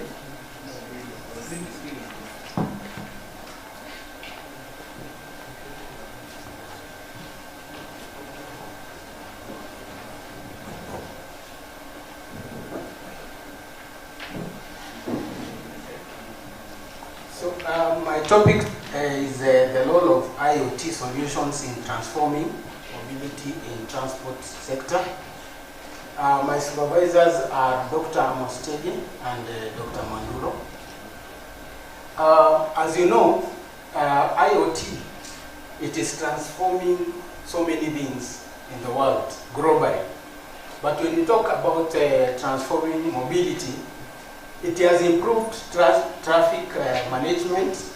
It has also enhanced fleet management. Also, it has been used in predictive maintenance and also improved on safety and sustainable mobility. However, the adoption of IoT in transport mobility in transport sector has not been fully utilized. Why? Because of integration challenges, requirement of so many hardware and software infrastructure, and also limitations in those transport sector. As you know, when we talk about transport sector, when we talk about the aspect of speed, and when we talk about speed governance, most of the speed governance in transport sector, they are mechanical and electronic, and therefore they have so many challenges. For example, inconsistency in speed maintenance. When it comes also to real-time data integration, they are not efficient. When it comes also to operation, they are very inefficient. And also in speed control, they are inconsistent. They have delayed response in data collection, and also when it comes to data utilization. And therefore, they lead to increased accidents. Why? Because of that aspect of speed. And therefore, I'm saying that in my proposal, traditional monitoring are often reactive and not proactive. And therefore, we are saying when we use IoT, we will improve these reactive methodologies into proactive when we use the IoTs. And therefore, my study aims to address inefficient speed regulation in transport sector by integrating IoT technology as stated by Vanilla and others to improve on speed regulation, reduce the occurrences of accidents due to speed, and also reduce the number of injuries due to speed, and also reduce the number of penalties when it comes, for example, when you increase the speed because of these mechanical governors, there will be less corruption in the country. My main objective will be to revolutionize transport sector using the IoTs, and those are my specific objectives: to conduct a comprehensive review on the existing IoTs techniques, develop a prototype of IoT sensor-based model for vehicle monitoring, and also to validate the proposed prototype through simulation. My justification of my study is because I'm saying the current ways of monitoring the vehicles, they have limitations. And therefore we are saying that the IoT will become a game changer because of reducing these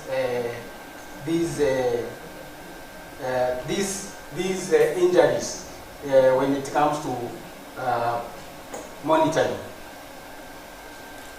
And the key advantages of using the IoT is the real-time monitoring, adaptive speed control, improved driver behavior, and predictive maintenance. And that's why I was saying it will become a proactive and not a reactive. My scope of study will be to examine IoT role in reshaping traditional transportation system, and also to explore the ways of improving the IoTs that are existing. My literature review, as you see on that table, we have the models that are being used, the efficiency percentages, the strengths and the weaknesses. And therefore, I'm proposing to come up with a model that will either come up with an hybrid of those IoT models, so that we can come up with an efficient IoT system to monitor those vehicles. So these are the few technologies that have been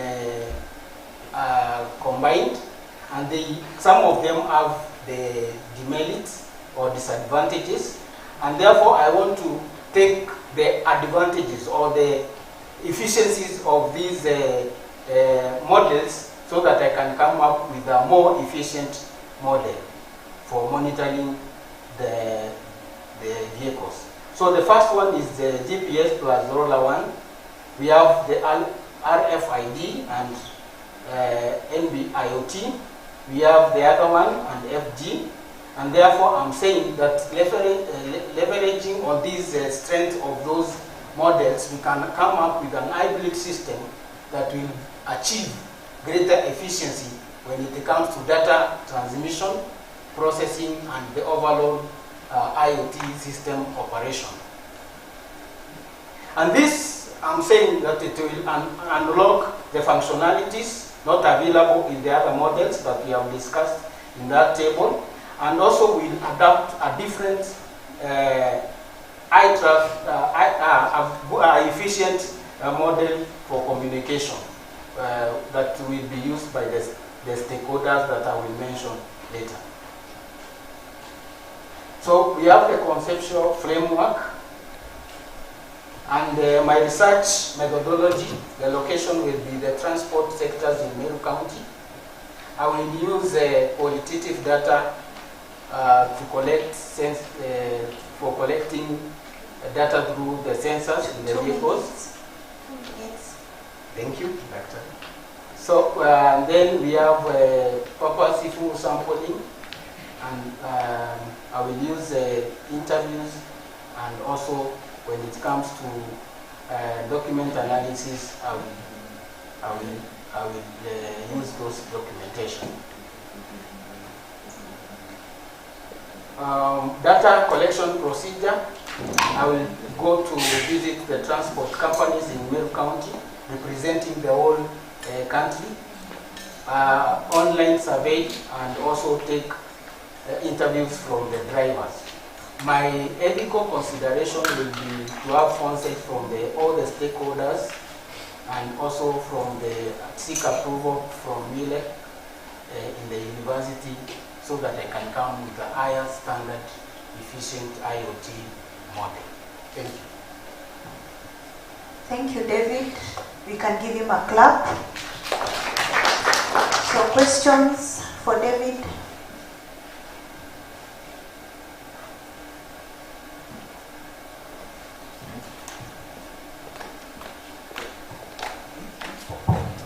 Thank you, David. Can you go to the objective section?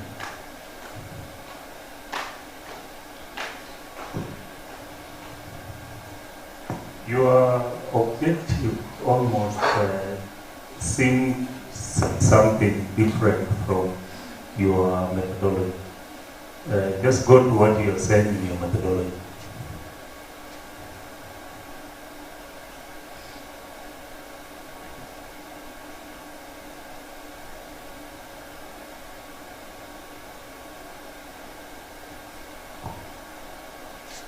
You lose the slide because what you have here is different. Okay. But in your methodology, you seem to be looking for information on attitude, while in the objectives, it seems to be now exactly what your research is about. You're looking at maybe, I don't know whether it's mechanical or whether it's electronic, data on the system that will work best. So what will be the need for you doing the survey on the drivers for the public? Okay, because they are the users of the vehicles, so because I will now implement the IoT system in the vehicle, so these are the stakeholders. But you are looking for a system that is efficient, is it? Yes. The one that can remit data. Yes, that's right. That's exactly what you are supposed to be focused on, and that's the data people will be interested in. And the question I was going to ask, is it, you know, anyway in the country, all countries in the world, they have the most oldest cars that will not be connected to anything internet, that are all manual. Yeah? So how will you deal with such a situation? Or are you suggesting that once your system is implemented, anyone who has a car that is not compatible with your system, they should not be on the road? Is that what you want, or what do you mean? You know, those are things, I know this is a proposal, but you need to kind of begin to see what is the implication of what I'm asking. If NTSA comes around and say, yeah, this is what we want, what will be the implication of that? Thank you. Thank you, David, for that presentation. Still a follow-up on the first question. It's not very clear where the survey is coming from, because in your objective, it was very clear that you have to do a simulation to validate your work. In an experiment, when you want to use a context, that is where the drivers will come in. Maybe you want to implement with the vehicles in Meru, that is where you can bring in now the aspect of Meru. But in this case, you have to come out clearly as to where the survey comes in this research. Then you also need to explain to a layman what is the advantage of IoT in relation to the traditional method of checking speed. Because from a layman point of view, why should I leave the speed governor now to your method? Thank you. Yeah, so Mwangi, take note of those comments. Thank you. You can give him a clap. So let's have our last presenter for today, and Daniel.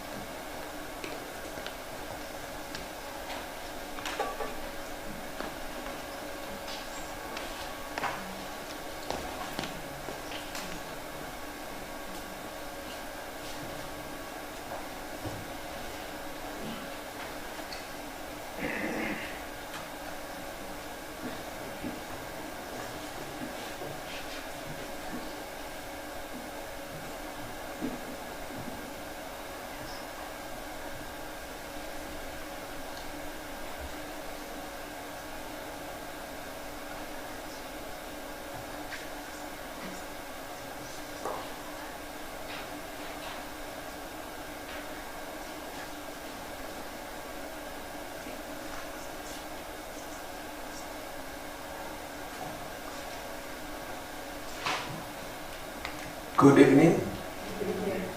Yeah, my name is Kisiani Dania. My supervisors are Dr. Madulo and Professor Stephen Macau. I'll be doing a literature review. I'll be presenting on the literature review on the subject of suitability of mobile banking interfaces for the elderly users. And this is a literature review. My abstract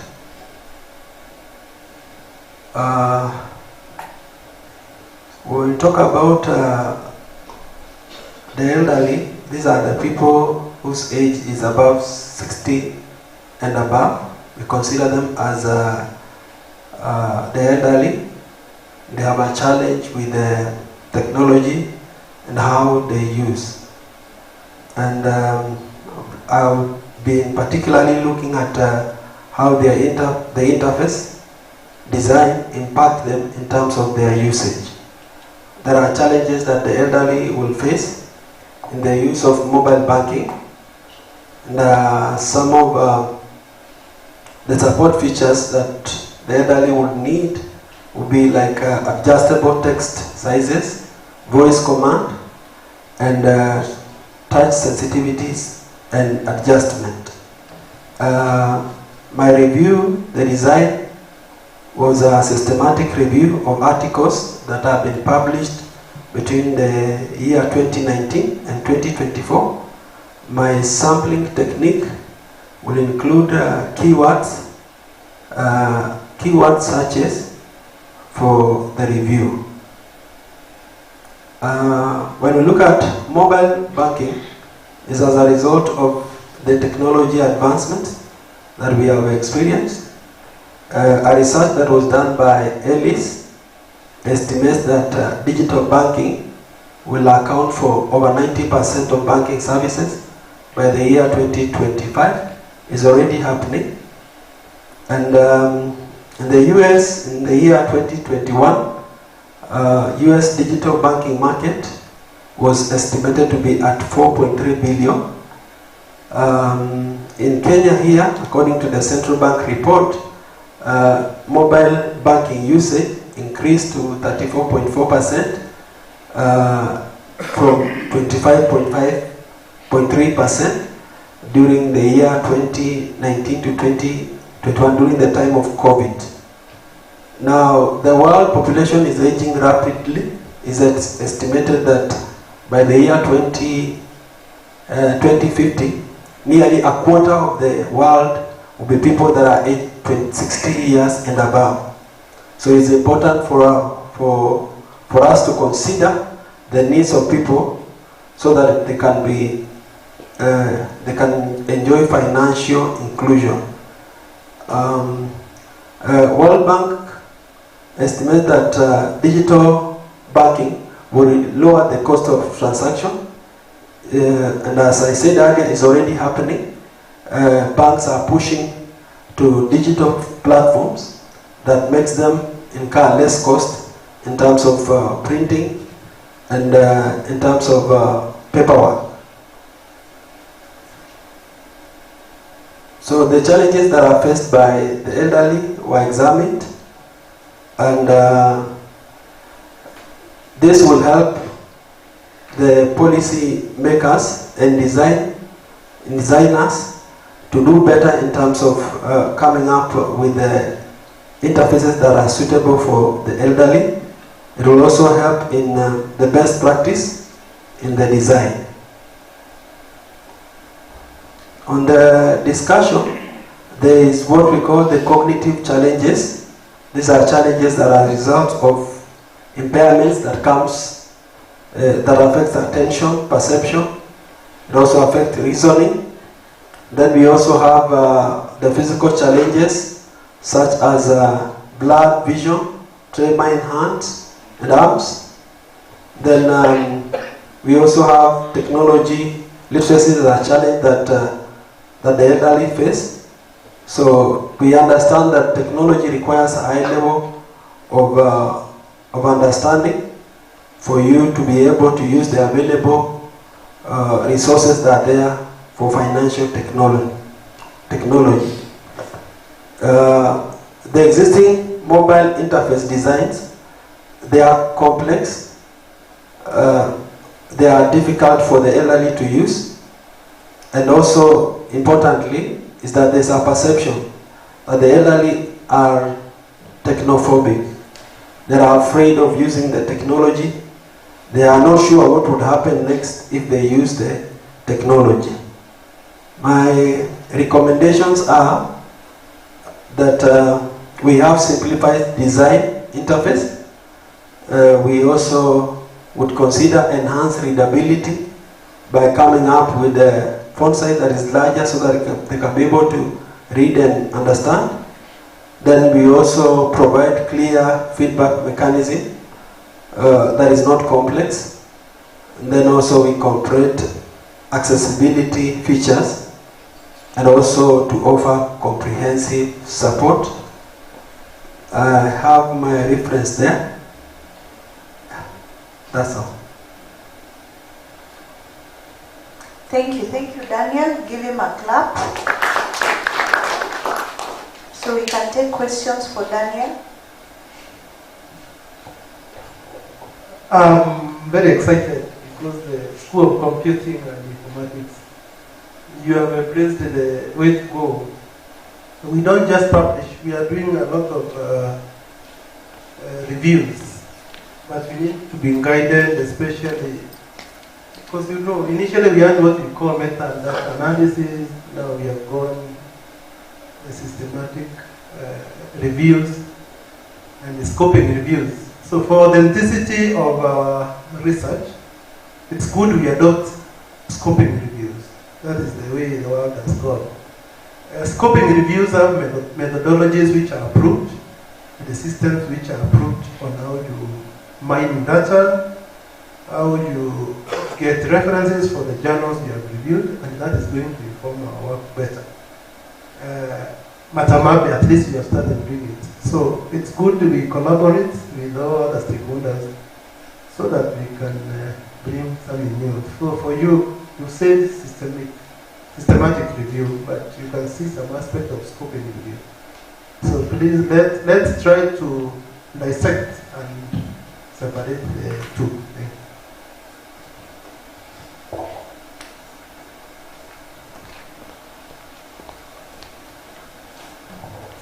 Thank you, Peter. I have two observations, and which I would like you for you to think about. One, in practice, as a practice, systematic reviews are normally used when factors are in place. One is something they call seminal work. A seminal work, like some eminent person has produced something that since the production of that work, you want to see what has transpired.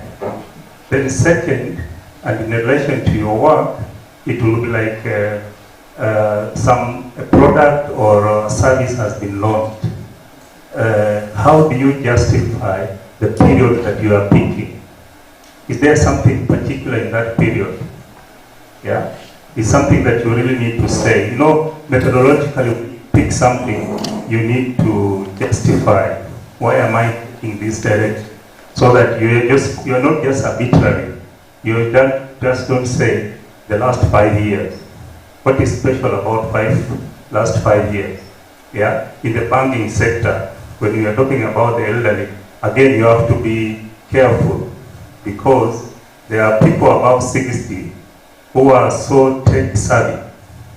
You don't want to stereotype that all people above 60 years cannot use mobile phone services. That you have to be very careful. So you have to go to the law to clarify, help people to see what is particular. Yeah, especially for instance, if you have a bank company which has launched an assistive system for elderly people, you want to review what has been happening in between that period. Is it policy? Is it something to really justify why you are doing a systematic review of that 5-year period that you are suggesting.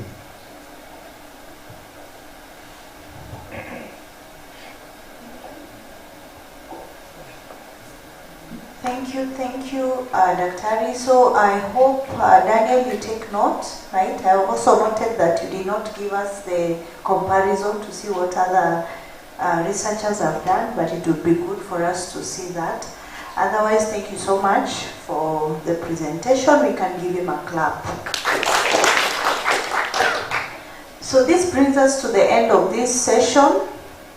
I want to appreciate each one of us for participating. For those who are presenting, thank you so much.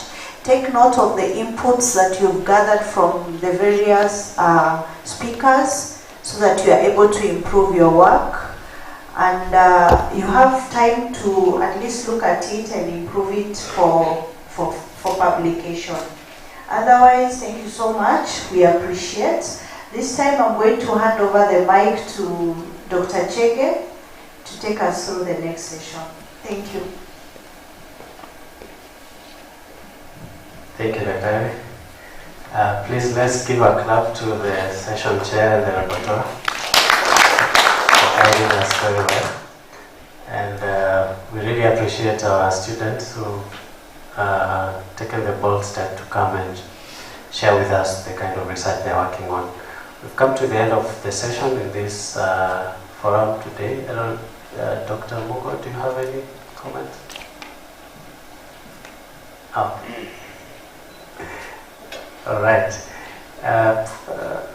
Vice Chancellor, thank you for coming.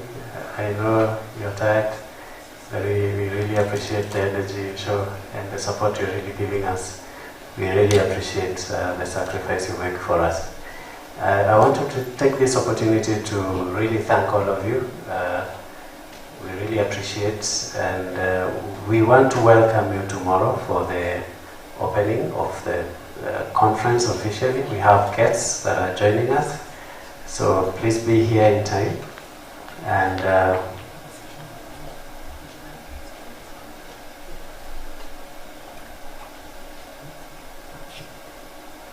so we expect you here tomorrow and the day after tomorrow.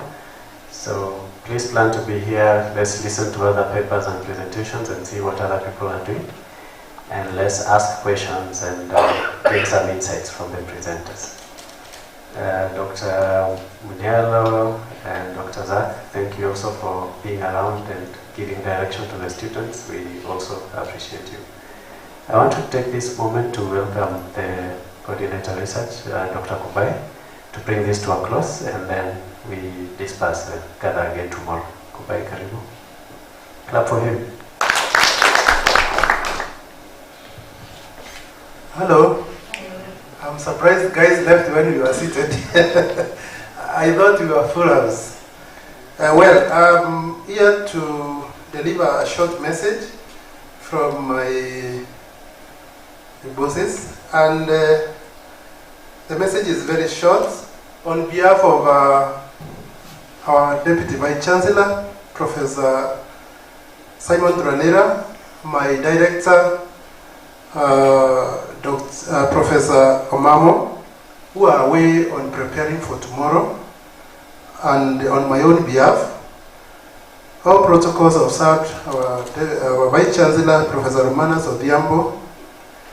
I really wish to conclude this free conference event, and I stand before you filled with a lot of gratitude and admiration for the collective energy you have shown today. Throughout the day, we have really been very deeply involved in the various activities in our respective areas of research and studies, trying to demystify, decode, and even do knowledge translation for the future generations, exploring various challenges and assumptions, and exploring new frontiers of research. I wish to inform our postgraduate students, you are the ambassadors and you are the great people for this university, and you carry our image every day.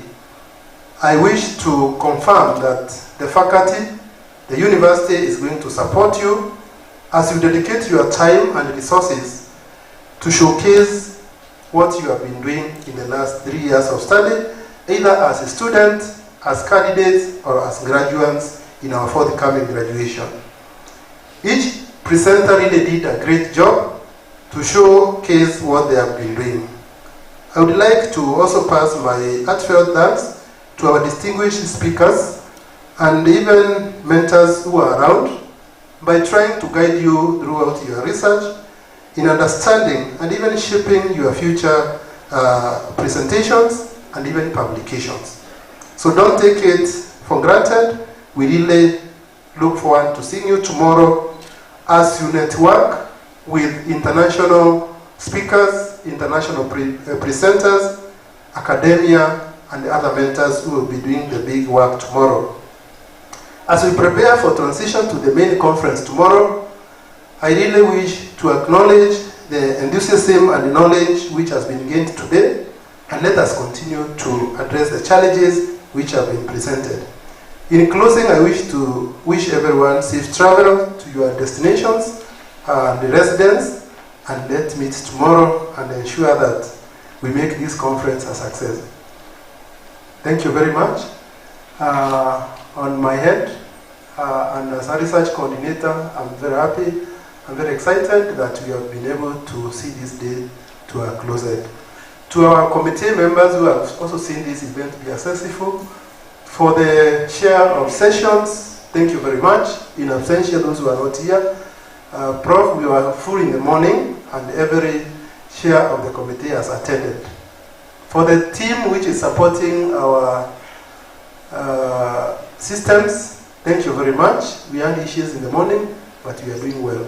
Tomorrow we are inviting you for the opening ceremony, which will be very colorful and graced by our VC, and he has requested today not to say much. So tomorrow you will be with us here. Let's come on time so that we can be able to make the day colorful. So all master's students, tomorrow please, you are invited. Thank you. I wish to welcome David to pray for us. He is one of our staff. He don't like coming here, but you come here. He's my friend.